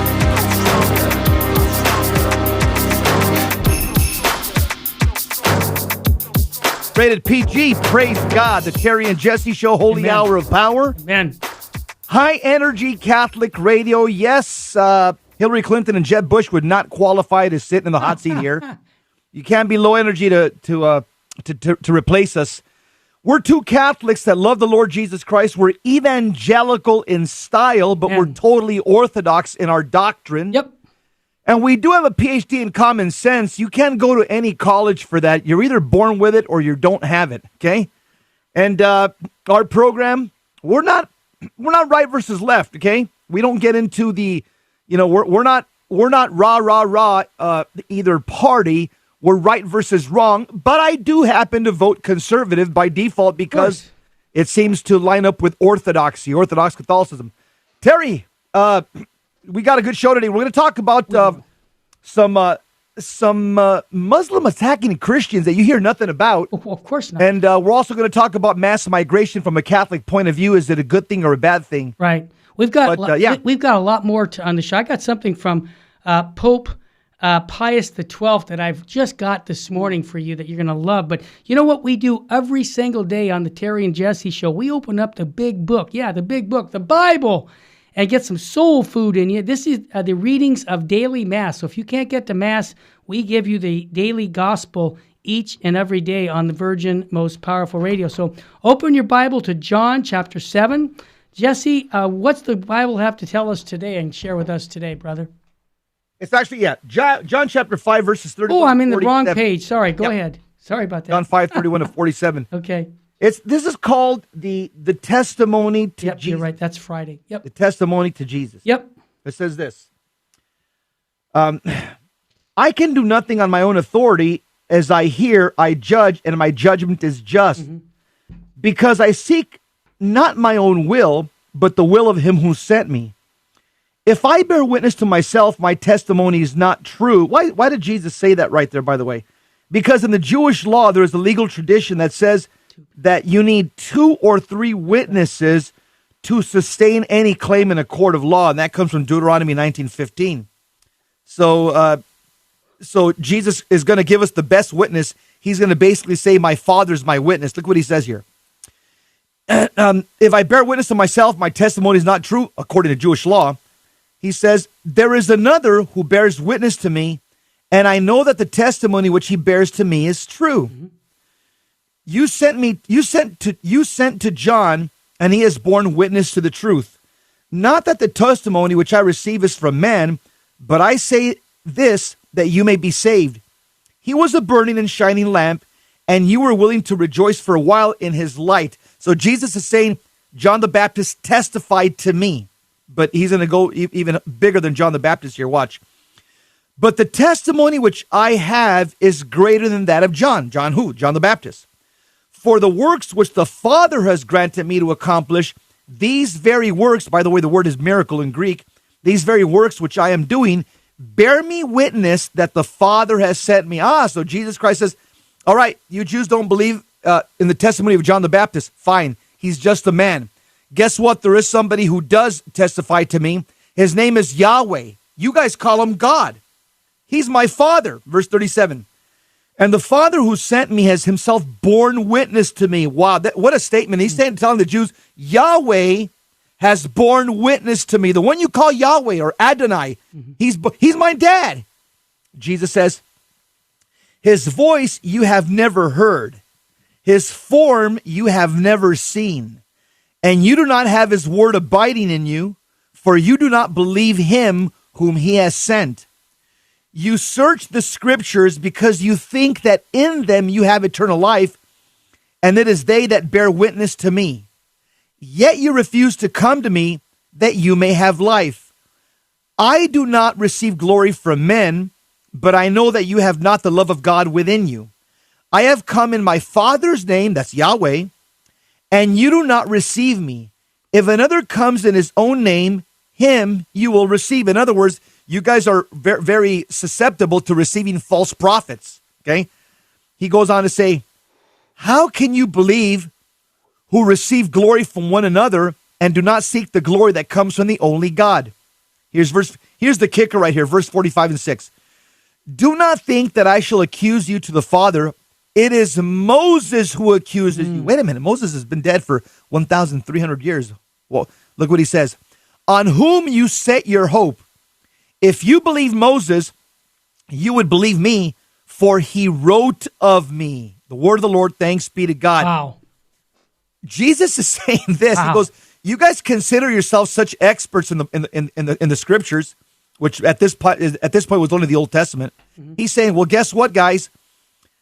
Moses wrote about me. Where? In Genesis 3:15. He's saying, I'm the seed of the woman that was prophesied to crush the head of the serpent. And I was also prophesied by Moses in Genesis chapter 49, verse 10.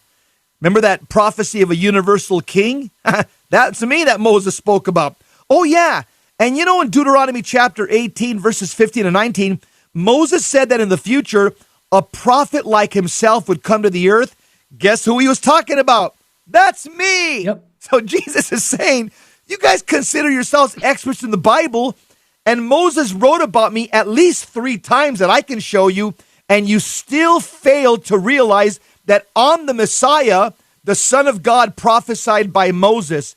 And he says, the testimony that I receive is much higher than anybody else, because the testimony that I receive is from God the Father himself, who you guys call Yahweh. But guess what? You guys don't know him. You guys have never seen him. You guys have never heard of him. But guess what? I know him, Jesus said, because he's my dad. Jesse, the Gospel of John teaches so much mystical theology that the other 3 writers didn't. The Synoptic Gospels, this Gospel of John is so rich, like the wedding feast of Cana. There's just so many stories that are in the Gospel of John teachings that are not in the other Gospels. So it's just, we call it the mystical gospel. Yeah, they have multiple layers of meaning. Yeah, it's powerful. The Gospel of John. Good job, Jesse. Hey, I want to not do with Bishop Sheen. I know that shocks you, but a good friend of Bishop Sheen was Pope Pius XII in the 1950s. And I think of this saying, and ask yourself, Jesse, and ask yourself, everyone listening, did the Holy Father know something in the 1950s that was being pressed upon him? Because it sounds like what he said today could be said today. We're living, he was prophetic. Listen to this and ask yourself, is this happening today? He said this in the 1950s. A day will come when the civilized world will deny its God, when the church will doubt as Peter doubted. She will be tempted to believe that man has become God. Check this out, he says. In our churches, Christians will search in vain for the red lamp where God awaits them. Like Mary Magdalene weeping before the empty tomb, they will ask, where have they taken him? Jesse, how many parishes have you gone into? I went to one just last week where you walk into the church and you can't find the Blessed Sacrament, brother. Come on, that's happened to me over and over again. This is prophetic. Pope Pius XII is talking about something in the future, and I believe that is happening right now. Well, you know what he's talking about? It's called the heresy of modernism, Terry, and we're living in it right now. Yeah, we are. Right now, we are smack dab in the middle of modernism, and that's what we're fighting. That's what Pope Pius XII just talked about. And that's why, Jesse, I'm asking people on Thursdays, we're going to be praying 2 hours in our chapel for the Holy Father, for the bishops, all of our leaders in our church, that God will rain down graces on our Pope, on our bishops, so that they will respond to modernism in saying, get rid of this. We need to go back to the foundations that Jesus Christ taught. We call it the perennial teachings of the church. And just a quick note, after today's show, Barbara Nicolosi has a new show once a week called Church of the Masses. She's talking about movie houses, okay? So she's going to be reviewing movies, and today she has a special guest today from their pro-life movie that we just came out. She's gonna have the writers, the actors or the writers of Unplanned. This is going to be a very interesting interview from 12 to 1. So don't expect that after Terry and Jesse are off. Listen to this interview. It's going to be once a week, and it's our premiere show right now that we're going to be playing right after the Terry and Jesse show. Jesse, where are you going to be this weekend before we break for the break? Where are you going to be? I'm going to be in Paso Robles trying to get more people to listen to Virgin Most Power. Everywhere I'm going, Terry, a lot of people are saying, where did you guys go? Yep, they keep asking. Some people, probably a portion of them say, I went on the internet and I found you guys. But still, there's still another sizable chunk of people that don't know where we're at. Yeah. And so the fact that I'm being able to go to different places every single week. I know it. I'm bringing them back home because a lot of them have been looking for us. I'll be this weekend at St. Rose of Lima doing a men's conference in Paso Robles. I'll be there from 8 to 5. This is Saturday, April 6th. Terry, I got one Sheen quote real quick. Oh, and give it segues to today's full Sheen ahead, buddy. He says, today the hatred of the Muslim countries against the West is becoming hatred against Christianity itself. It's so Archbishop appropriate. Fulton Sheen. That's what we're going to talk about next. Here's what he said. I'll say it again. Say it again. This is in the 70s. He wrote this. Today, the hatred of the Muslim countries against the West is becoming hatred against Christianity itself. And he goes, there's still a grave danger that the temporal power of Islam may return. No, he's prophetic there, just like Pope Pius XII. Jesse, these holy men, we need another Fulton Sheen. I think Athanasius Schneider's our Fulton Sheen in the sense of being prophetic and teaching. Hey, when we come back, we're going to talk more about immigration, about Islam, a gunman targeting Christian students, something that you probably won't hear on the regular news. We'll be back with much more on the Terry and Jesse Show.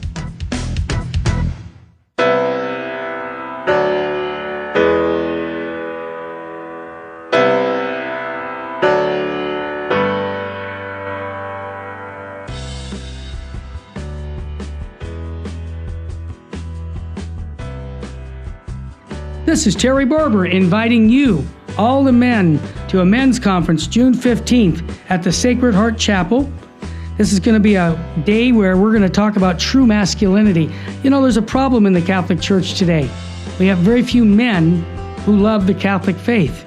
And I know a lot of the wives that I'm listening to right now are saying, I want my husband to be on fire for the faith. Send him to the men's conference. Your son, send him to the men's conference by going to virginmostpowerfulradio.org or call 877-526-2151. That's June 15th. When your husband comes back from this conference or your son, they're going to have a different view about their Catholic faith because they're going to meet three men who love Jesus and his bride, the church, and are going to instill in them a love for Christ and his church, the Eucharist, Our Lady.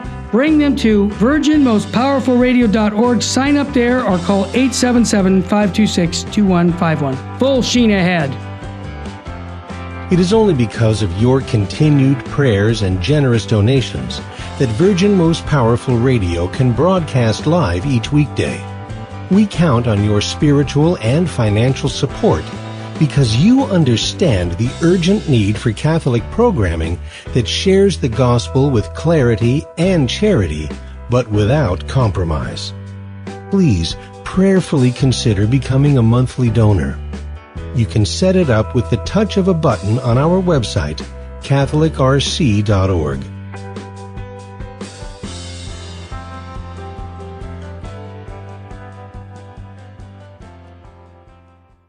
Buying or selling your home or your business property? This is Terry Barber. Real Estate for Life underwrites the Terry and Jesse Show. And they can connect you to one of 900 pro-life real estate agents around the world. And when they receive their referral fee, they will give 80% of it to a pro-life organization. Wow! That's 80%! realestateforlife.org, 877-LIFE-US1.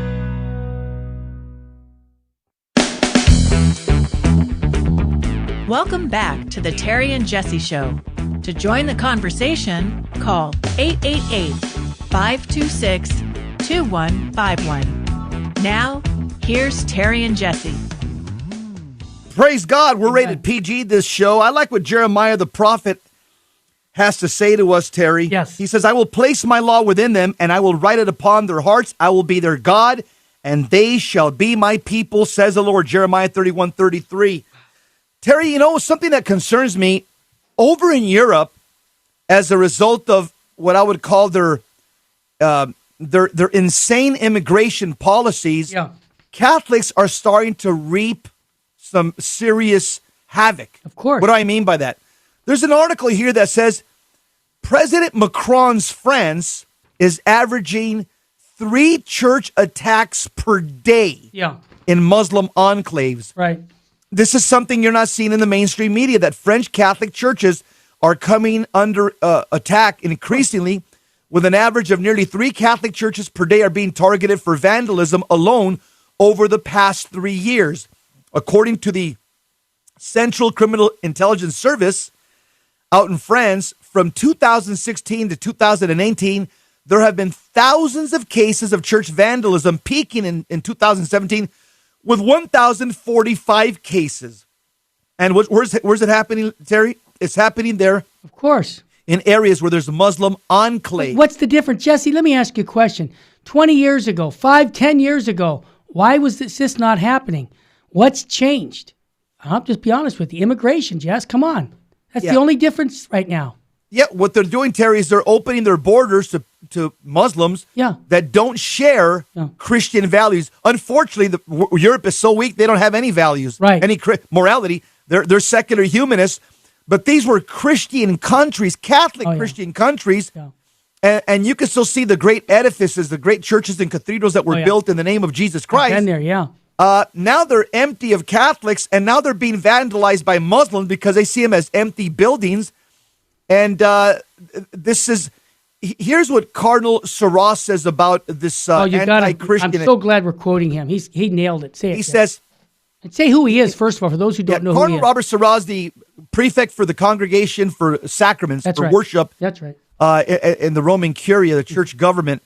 And he's been speaking out against the rise of anti-Christian acts in France. He said this, quote, these acts of vandalism against the Catholic Church are the sad reflection of a sick civilization that lets itself be swept away in the nets of evil. The bishops, priests, and faithful must keep up their strength and courage. In other words, Terry, the gospel's not being preached no more. That's right. And people are being told, don't evangelize the Muslims. We're hearing this from the Holy Father, Terry. Right from the top. Don't evangelize the Muslims. Leave them where they're at. Don't evangelize the Lutherans. Leave them where they're at. They're fine where they're at. And Terry, we're paying the price for this. And it's very sad, Jesse. And not only is this happening in Europe, in my own backyard, 20 minutes from my house, St. Margaret Mary's Church in Chino, right off the 10 freeway, was vandalized, where I have a picture of it, where the Blessed Mother's statue of Our Lady of Lourdes, the head has been decapitated. Okay? And then there's another church not far in Pomona, in Chino, another parish. So there's 2 parishes within 20 minutes where they're being vandalized. And this happened at St. Christopher's in West Covina last year. So I'm not saying it's San Muslims. Fernando Mission. Yeah, it has. Jesse, all I'm saying is there's a hatred right now that's coming out for Catholicism, and it's being expressed by a lot of vandalism. Unless they just are doing this to like us, I don't think so. I think that they have, this is, and Jesse, I don't like to blame the devil on everything, but I'll tell you what, he's very pleased when people vandalize Catholic churches and bomb the churches where the Blessed Sacrament is. I got to say this, if it's not inspired by the devil, the devil's still pleased to see damaging Catholic churches and statues being, destroyed. So I think that we're in some interesting times. Terry, there's another article that we have here. It says Kenya attack. Oh, this is unbelievable. I didn't hear this in the mainstream media. You won't. It says 147 Christian students are dead at the hands of an Islamist gunman. So this masked gunman from Somalia, from this terrorist group named Shabab, he went into a college campus and he massacred 147 Kenyan Christian pupils. Yes, he explained how they did it when they asked, "Are you a Muslim? Or are you a Christian?" Oh, you're explaining it. Yeah, this terrorist himself with his his assault rifle, he asked them before he shot them or before he slit their throat, "Are you a Christian or a Muslim?" If you're a Muslim, he separated you. You got your freedom. Get away and get out of here. If you're a Christian, you either got shot or you got your throat slit. And again, Terry, this is ridiculous. Why am I bringing this up? Because there's not even a blip on the radar for these stories that happen often. I mean, this isn't an anomaly. No, like what happened the other day, a couple of weeks ago. That was an anomaly. It doesn't happen often. Where some white supremacists went and shot up a bunch of people in a mosque. That was horrible. That he did that. Horrible. But Terry, that doesn't happen very often. Let's just be honest. No, it doesn't. About a white supremacist going into a mosque and shooting people. In New Zealand, right? I mean, we could probably count that on our left hand how many times that's happened since 9/11. But Christians being killed by Muslim terrorists in markets, restaurants, colleges, in the public square. Terry, this has happened hundreds and hundreds of times. Let's be honest, Jesse. Let's be honest.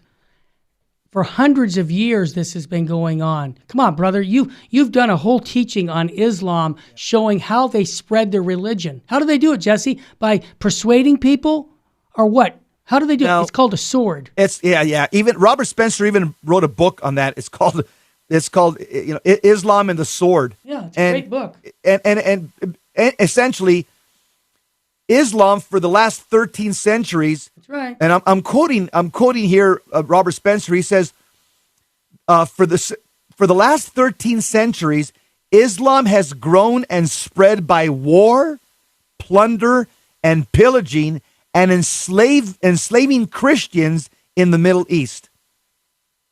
Terry, those are facts. Jesse, let me ask you a question. At the Romero family house and the Barber house, would it be prudent for you to invite someone from, I'm not saying anybody who's an enemy who wants to kill your family because of whatever reason? I'm not saying that Islam, I'm just saying anybody. Would you open your door and say, "Welcome, come on into here, have a meal with us," knowing that they're going to have an objective of killing your family? Of course you wouldn't. So here's my question, and this is just a question that common sense asks. Yeah, basically, we're going to get to that in the next topic. I know, but it ticks me off. We will. But the point of it is let's be real. Let's don't play up in la la land and saying, "Oh, but you know what? We love all people." I love all people. Guess what? I love all people, but that doesn't mean I have to bring them into my home. Terry, well, let's get real. All of this comes from their founder, Muhammad, who was the warlord. I thought he was a peacemaker. No, he was not a peacemaker. Islam means peace. I thought. No. He was a warlord. In fact, the word Islam, it means submission to the will of Allah. That's what Islam means. Yep. It means submission. Mm-hmm. Okay, and a Muslim is a related word to Islam, which means one who submits. Submits to who? Submits to Allah. Terry, where does all this systemic violence come from? It comes from their founder, who dictated a book called the Quran. In that book called the Quran, which is not a holy book for us. Nope. I know it may be a holy book to Barack Obama, because every time he talked about the Quran, you can listen to him on YouTube. He says, the Holy Quran, the Holy Quran. No, we disagree. I disagree. The only book that's holy for me is the Holy Bible. Yep. And the Quran, Terry, notice I didn't preface it with holy because I'm not Barack Obama.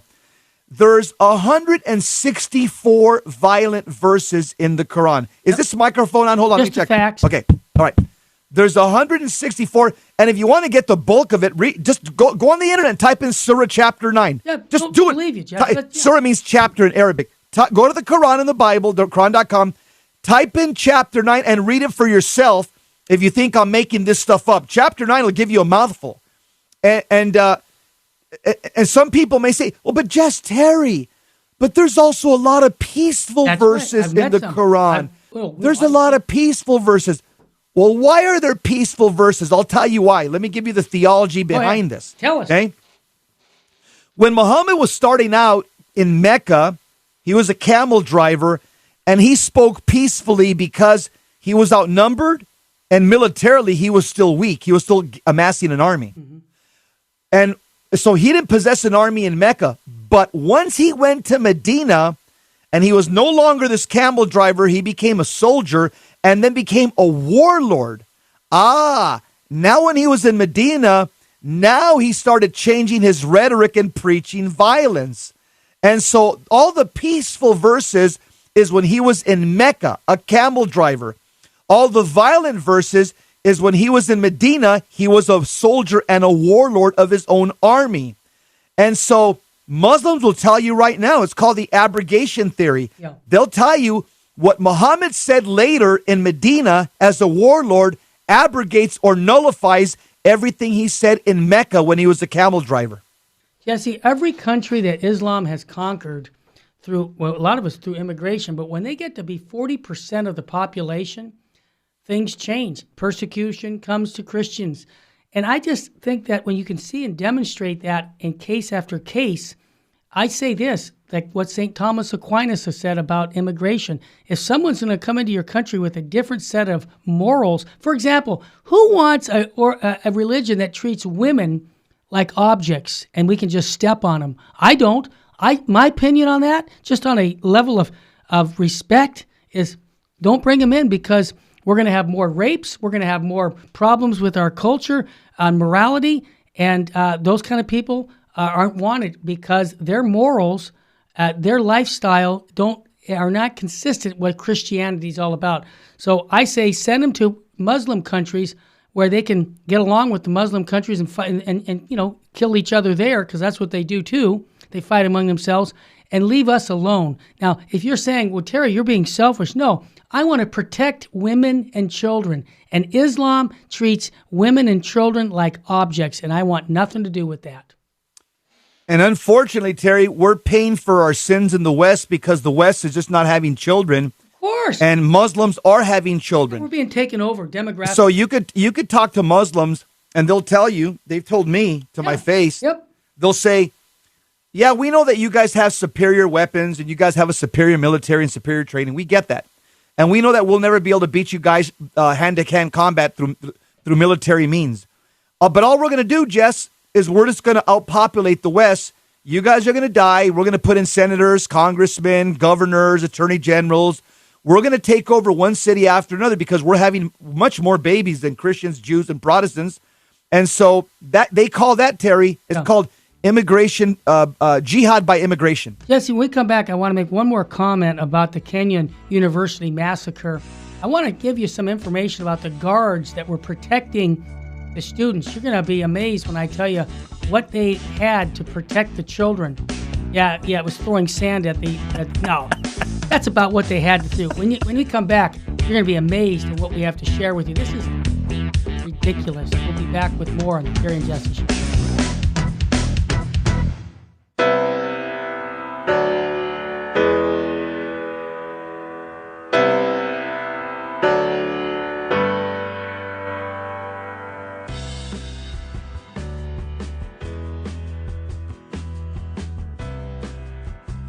This is Terry Barber inviting you, all the men, to a men's conference June 15th at the Sacred Heart Chapel.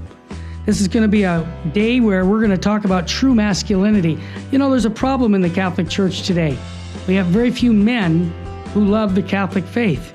And I know a lot of the wives that I'm listening to right now saying, I want my husband to be on fire for the faith. Send him to the men's conference. Your son, send him to the men's conference by going to virginmostpowerfulradio.org or call 877-526 2151. That's June 15th. When your husband comes back from this conference, or your son, they're going to have a different view about their Catholic faith, because they're going to meet 3 men who love Jesus and his bride, the church, and are going to instill in them a love for Christ and his church, the Eucharist, Our Lady. Bring them to virginmostpowerfulradio.org. Sign up there or call 877-526-2151. Full sheen ahead.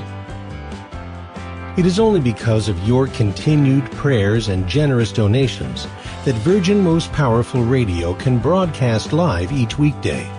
We count on your spiritual and financial support because you understand the urgent need for Catholic programming that shares the gospel with clarity and charity, but without compromise. Please prayerfully consider becoming a monthly donor. You can set it up with the touch of a button on our website, catholicrc.org.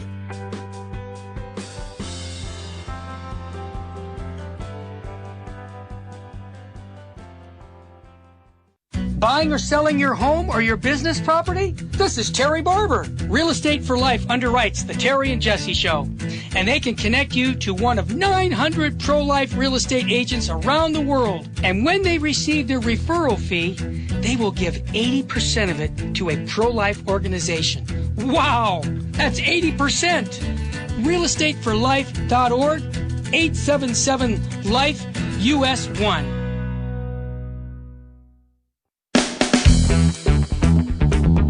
Welcome back to the Terry and Jesse Show. To join the conversation, call 888-526-2151. Now, here's Terry and Jesse. Jesse, I made a teaser at the end of the show, at the end of that break, saying that when what happened in Kenya, where 147 students were killed. You already mentioned that they asked the students, if you're Christian, you're dead. If you're a Muslim, you're okay. Here's my question, Jess. You're a police officer for 20-some years, and there were guards. There were 2 guards at the 10-acre compound guarding the students. Guess what they had? They didn't have guns. So when those guys came in and started shooting them, they were dead because all they could do is throw sand at those guys. Yeah, Jesse, come on. This is ridiculous. Why in the world would you have a guard there knowing that you've got this kind of a threat? And I think really people aren't aware that this is serious yet. And I scratch my head. It's almost like, is this microphone on? Who's going to protect? Jesse, I know this, that there have been situations where an armed person prevented. I'll remember the one in Phoenix, right in your backyard. Remember on Interstate 10 when the guy was in a car and he had a policeman down. He was grabbing the policeman's gun and he was going to shoot the cop. And what did the citizen just pulled up behind. Stop, man. Pulled out their gun, said, "Hey, leave the cop." This guy's resisting arrest. He took the cop to his back. It saved his life. And he took the cop's gun out of his holster. He's about to shoot the cop, and just a motorist, an Arizona motorist, pulls over, has his weapon, pulls Legal. it, points at the guy, says, "Leave the cop alone." See, the guy didn't pay attention, and the guy shot him. Yeah. I'm a Second Amendment person. You might not realize that, and so is Jesse. Would you guess? See, here's Jesse, my point. Proportionate measures need to be made. And when you are guarding innocent life, the policeman, the civil person who's protecting their home, the Catechism even says that we have an obligation to defend our family. So you peaceniks that tell me, Terry, stop talking about guns. They kill people. No, people kill people. That's right. Terry, I wanted to switch gears to... I'm asking myself about what Pope Francis said about the border wall. He said it a couple of days ago. He did. He didn't mention President Trump. No, but everybody kind of said that's who he was. But everybody kind of understands. Yeah. Here's some of the things that Pope Francis said. Then we'll just comment on this article. First of all, one of the things that we do know is that the issue of immigration, according to Pope Benedict XVI, is one of those issues. Even Archbishop Chaput says it. Pope Benedict XVI and Archbishop Chaput, 2 off the top of my head, I can tell you, say the issue of immigration is an issue where good Catholics can disagree. Okay, so let's put that out there. So a Pope and a high-ranking Archbishop said that. Yep. Now Pope Francis, the article says, has caused another international stir when he attacked Donald Trump's proposed border wall, not by name, but here's what's reported. Okay, it says Pope Francis also took issue with President Trump's border wall and other border fencing going up in the Spanish enclaves of Ceuta and Melilla. Asked specifically about these two walls, the Pope warned that the builders of the walls, whether they are of razor wire or brick, will become prisoners of the walls they build. Mm-hmm. That's history. Mm-hmm. He says, we have seen that we need bridges, and we feel pain when we see the people who prefer to build walls. Those who build bridges, on the other hand, will go far. Building bridges for me is something almost superhuman. It takes a very great effort. Walls, however, are against communication. They are for isolation, and those who build them will become prisoners, close quote. Yep. Now, again, that's not a magisterial statement. No, that's his opinion. So obviously, some people like myself, we would take issue with that because to me, as the article says, that this almost looks like he's pushing for left-wing political activism ahead of the gospel of Jesus Christ. Terry? Well, Jesse, I want to just say this. Every Holy Father is known for what he's done. And, you can go back to each of the popes, 260 popes, and you can look at their career of, their leadership in the church. And unfortunately, I would say at this point, Pope Francis is known for immigration pope rather than, and I'll be honest with you, reaffirming Catholic doctrine, catechesis, the teaching of the faith. I would love to say he's doing that, but it just seems that he's majoring on, saving bottles, plastic bottles, the environment. I'm all for that. I've got solar panels, Jesse. I'm liking it. I don't want to use it. If I can use solar panels, I'll do it. Save some. But the point is his emphasis is on things that are of this world rather than the next. And I'm not in management, I'm in sales, but I would just pray, again, tonight at our chapel for 2 hours for the Holy Father and all the bishops and leadership that we go back to what the church's mission is. And you know what, Jesse? The church mission is not, number one, global warming. You know what it is? The salvation of souls. And I know he knows that, but I pray that will go back to the top of the list because like Bishop Sheen says, if souls are saved, everything is saved. If souls aren't saved, nothing is saved. And here's my point. When you have people living in objective mortal sin and you say nothing, I think that's a sin of omission. And the church needs to be very clear about the moral teachings of the church because right now, the world, I get it, Jess, and I'll just say it as bluntly as I can. The people who like Pope Francis right now are people who don't go to church on Sunday because they're using what Pope Francis is saying and doing as justifying that, you see, I can get to heaven without going to Sunday Mass. I can be a Catholic and just in name. See, and I would prefer... I don't even have to believe in God and I can go to heaven. Right, but I would prefer, and I'm praying for Pope Francis to redirect it back to what the church has always had its main focus on, the salvation of souls. Now, correct me if I'm wrong, Jess. St. Peter, pray for him. St. Paul, pray for him. That's all. I'm going to say. Virgin Most Powerful, pray for him. Yes. St. John the Baptist, pray for him. St. Joseph, pray for him. Pray for him. Pray for him every day, Terry. Well, we need that, Jess. Terry, I'll tell you one thing, but Pope Francis, I would hope that the Holy Father would put more focus on the massive sex abuse scandal that we have. Of course. Of the homosexual type specifically.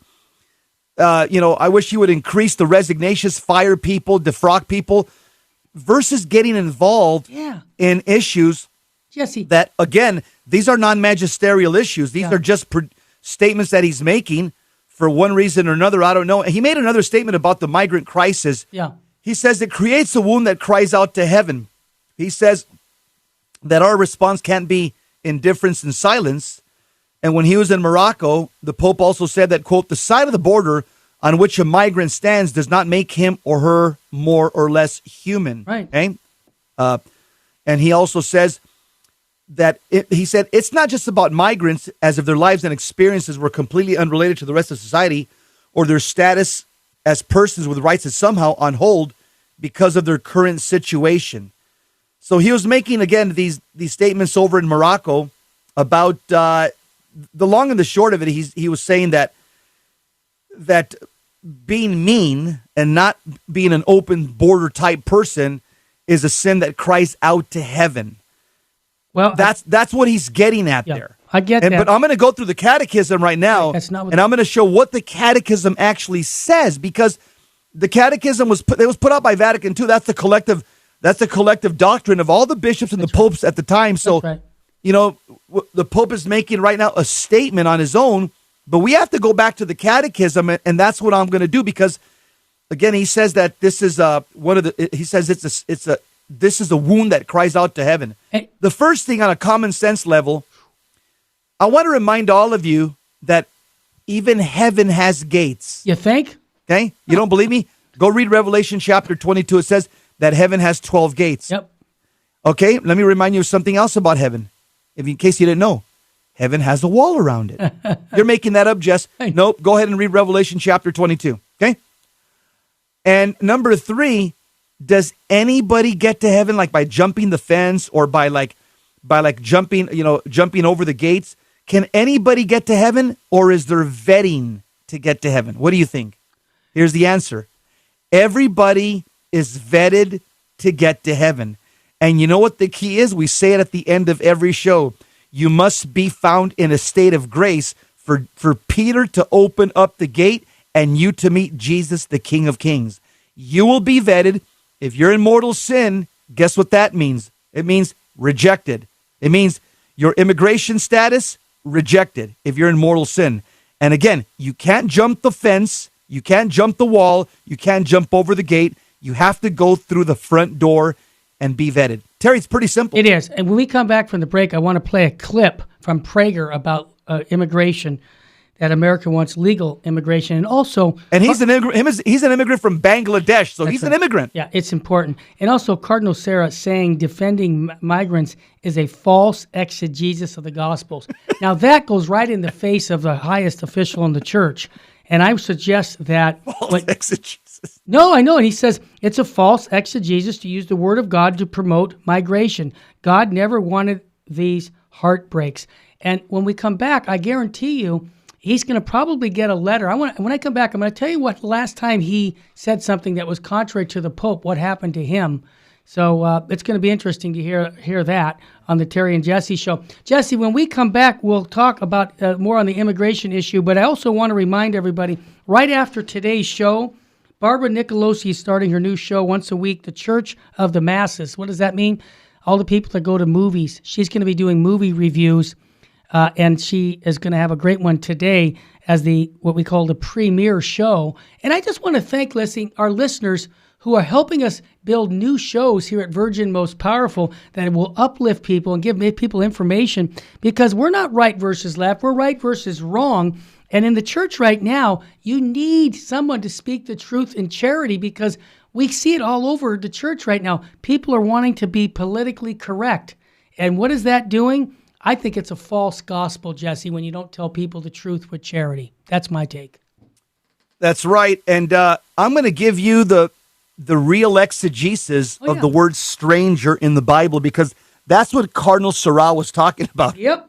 When he said that somebody gave us a false exegesis of the word foreigner or stranger. So we're going to look at the word in Greek, foreigner and stranger, and we're going to see what it actually says from the Bible based on Greek lexicons, not based on my opinion. So we'll go right to the top of the food chain, and I'm going to demonstrate to you that Cardinal Sarah was absolutely correct. Yeah. There has been a false exegesis on Matthew chapter 25. And when we come back, I'm going to let you know what Pope Francis had to say to Cardinal Sarah the last time he challenged him on something. It'll be interesting to hear what happened. You're listening to the Terry and Jesse show. We're not right versus left. We're right versus wrong. We're two evangelical Catholics with PhDs with common sense. We'll be back with more on the Terry and Jesse show on Virgin Most Powerful Radio.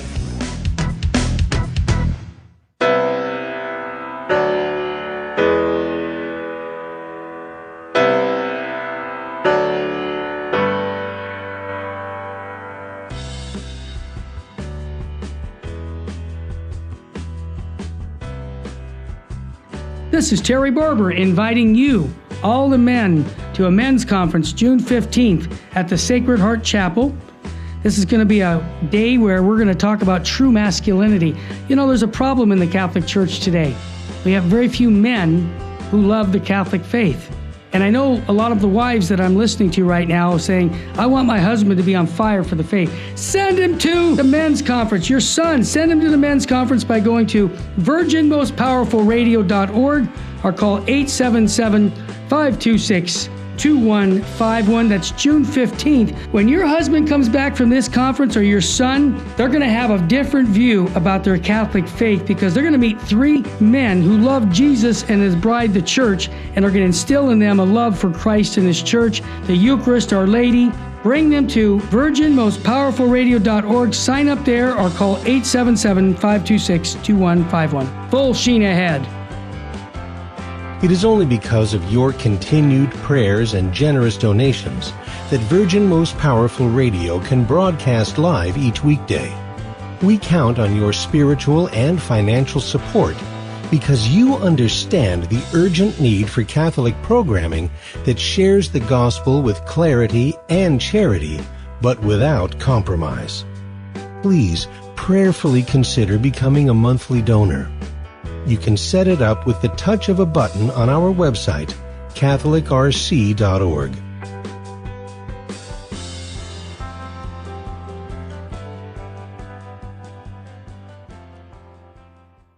Buying or selling your home or your business property? This is Terry Barber. Real Estate for Life underwrites the Terry and Jesse Show. And they can connect you to one of 900 pro-life real estate agents around the world. And when they receive their referral fee, they will give 80% of it to a pro-life organization.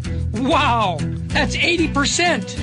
realestateforlife.org, 877-LIFE-US1.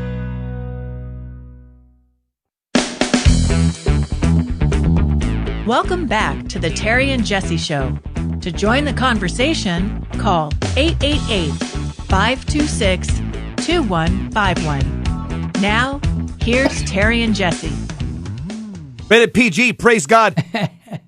Is I don't know, Rich, our engineer, are we ready to roll the Prager video on the guy from Bangladesh? Oh, yeah, this is good. Who talks about immigration? Are we ready? Mr. Engineer, play that clip.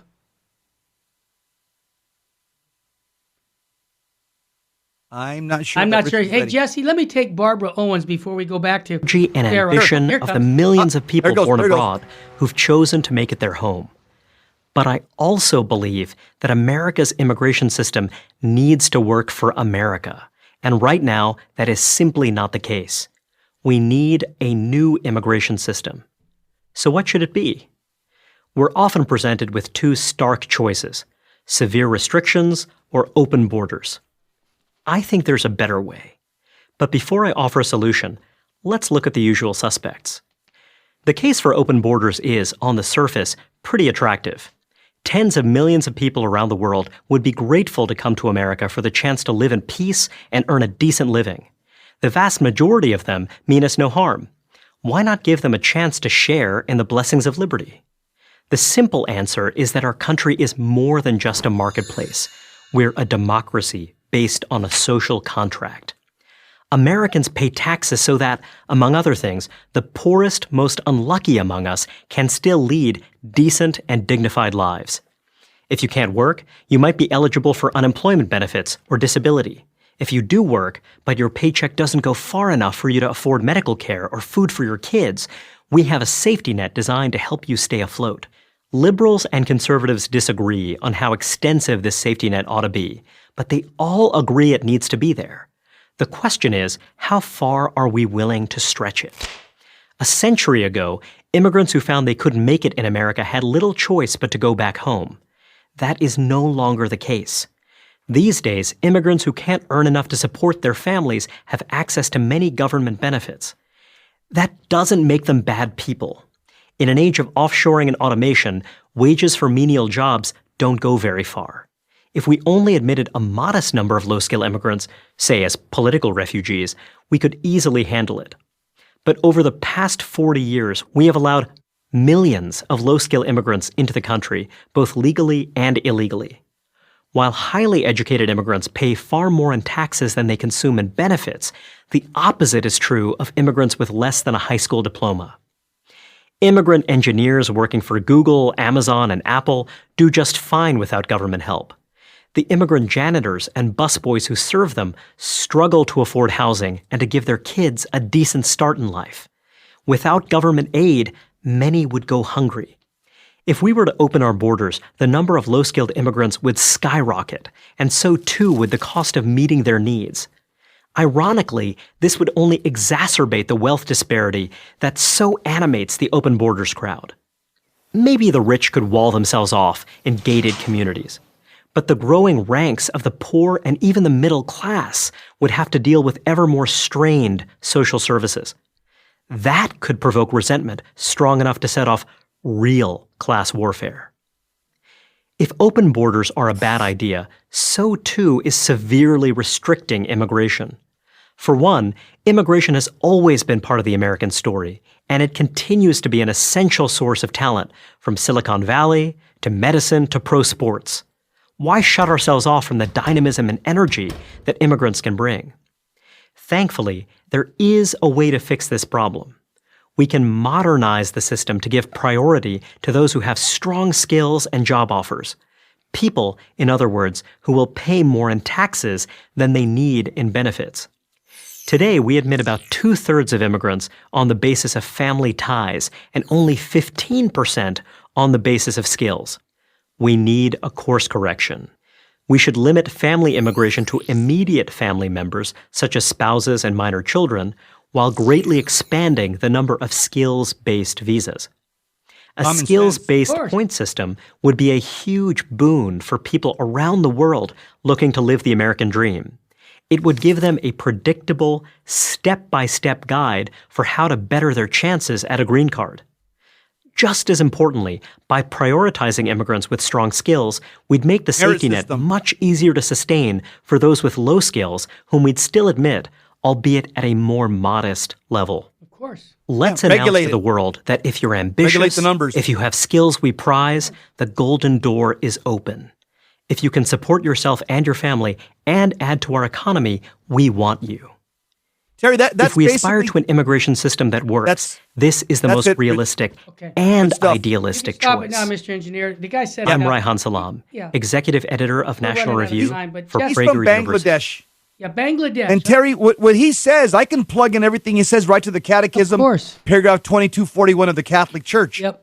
Shocking. When you read the Catechism, that's exactly what we said. This guy must have read the Catholic Catechism. But Terry, many of our bishops don't espouse this. Of course and not. People in the Vatican don't promote 2241 of the Catechism. Yep. They promote a political left ideology. Sad to say. We've got somebody on the Barbara Owens on line 1. Welcome to the Terry and Jesse Show.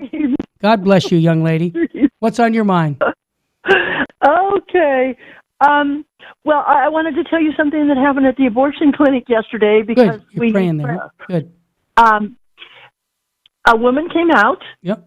And she was holding a paper, and she was holding a sonogram, believe it or not. Mm-hmm. And she came over to a beautiful man that is outside there that is just saved so many babies. He's beautiful. Mm-hmm. And she knew him, and I saw him hug her. Well, later he came over as we were praying and introduced her to us, and she was beaming. She was in there because she thought she had something wrong inside, not a baby. She didn't think she was pregnant. That's not why she went. She went for medical reasons. Okay. And so that's why they did the sonogram. Yeah. And they told her that she had cancer. Okay? Mm-hmm. But as she saw the sonogram, she saw something she never believed, a little peanut. She had a baby. Wow. The baby was in her uterus, and it was so beautiful. She showed us a picture. She was just beaming. I want prayers for Monica. Okay. Because she was going over, she's keeping the baby. Good. And she was going over to her own doctor, another doctor, to see. I doubt very much if she's pregnant. I think they might have said that. Who knows? Just because of the baby? Maybe, I don't know. But thanks be to God, she's keeping the baby. Thank you, Barbara, for that good news story. Thank you for sharing that. You're a good woman. And the other thing I want to tell you, there is for everybody out there, there's another thing. I saw it on Newsmax this morning. Mm-hmm. A woman who has 10 children, and she's at activities.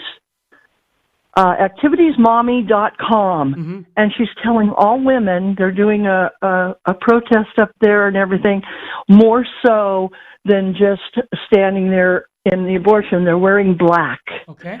So that on Saturday, they're all women should wear black on Saturday to show that we're sick and tired of all these babies being killed, especially what Governor Cuomo was trying to do. Barbara, you're giving us good news. Let's keep it up. Keep praying. We are making progress on the abortion issue. More people are standing up for life. Thanks for your call. We appreciate that. God bless you. Okay. You bet. God bless you too, guys. Bye-bye now. Bye now. Terry, it's funny that the liberal Democrats have a problem with a wall between the U.S. and Mexico. They do. But they don't have a problem between putting a wall in it with an unborn baby and the wall to come out and see life. Yeah. Yep. They want to erect a wall with a baby in utero so that baby never goes over that wall and sees life. How inconsistent. Terry, I think this guy from Bangladesh gave some very common sense points. He did. He says, first of all, we can only take, if we only admit a modest number of low-skilled immigrants, that we can handle it. Doesn't that That's make what sense? the Catechism says. Exactly. The Catechism says that we should take in people to the extent that we're able. He lines up with what this guy just said. Yeah. And Terry, most countries have what's called merit system. You have to basically sell yourself if you want to get accepted into that country. Okay, what are you going to give us? Yeah. Terry, Democrats used to believe that. They did. John F. Kennedy, he's the one that was famous for saying, don't ask what this country can do for you. Ask what you can do for this country. Amen. That's called a merit-based immigration system where if I want to live in, I don't know, Switzerland, and I want to be a Swiss citizen, I've got to convince their immigration that I, Jesse Romero, are going to bring some positive benefit to that country. Hey, Jess, I'm going to give a quick story before we break. My great-grandfather, or actually my grandfather, Haddad, George Haddad, came to America right after World War II from Syria. And when he came, he knew no English, okay? So he started hustling. You know what he was selling? Are you guys remember the Fuller Brush Man? Yeah, he went door to door. He couldn't even speak any English, and he was selling stuff, making money doing that. Guess what he ended up doing? He ended up running his own business. And he had over 150 people working for him making dresses, and he had a manufacturing plant because he worked his you-know-what off to get to that point. But guess what? He didn't come here and say, Mr. America, can you give me something? He hit the road. Jesse, our friend, another guy from Europe who we used to buy supplies from, he had the same thing. He came to America with $116 in his pocket, and they started a restaurant business. You see, I'm all for legal immigration. People who come and they want to work, okay? Yes, but those who come in and say, what can we get for doing nothing? Please, Jesse, I don't want those people. I think that they're like they're drawing, you know what they're doing? What St. Paul said in the Bible, if you don't work, you don't eat. That's where I biblically show that. Yeah, Terry, let me just end with Cardinal Robert Serral, the prefect of the Congregation of Divine Worship and Sacraments. He has said that people that are defending migration using these leftist arguments, he says this is a misinterpretation of the Gospels by priests and bishops who have been bewitched by political and social issues. Why don't you really tell us what he's saying? He's also said it is better to help people flourish, for like Muslims he's talking about here, to this. in their own culture than to encourage them to come to Europe in full decadence. And he also says it's a false interpretation of the Word of God to promote migration. God never wanted these heartbreaks. And finally, he said that that priests and bishops and even cardinals today are afraid to proclaim divine teaching. He's bold. Last thing he said, they're afraid of being frowned upon, of being seen as reactionaries, so they say fuzzy, vague, and imprecise things to escape criticism and to marry the stupid evolution of the world. In other words, he's saying we've got a lot of PC Catholicism in high places that's wedded to the political left. Jesse, popes come and go, but the next pope, I would be voting for Sarah. That's my take. I ask right now everybody to say a prayer for Cardinal Sarah, that he will be the next pope, because this man speaks with clarity and or charity. Athanasius Snyder. Oh, yeah, that too. Hey, what state should you be living in, brother? State of grace, my brother. What And state don't should live we in a be state living of in? mortal sin. Got it. Thanks again for joining us. Don't forget, Barbara Nicolosi is coming up right now.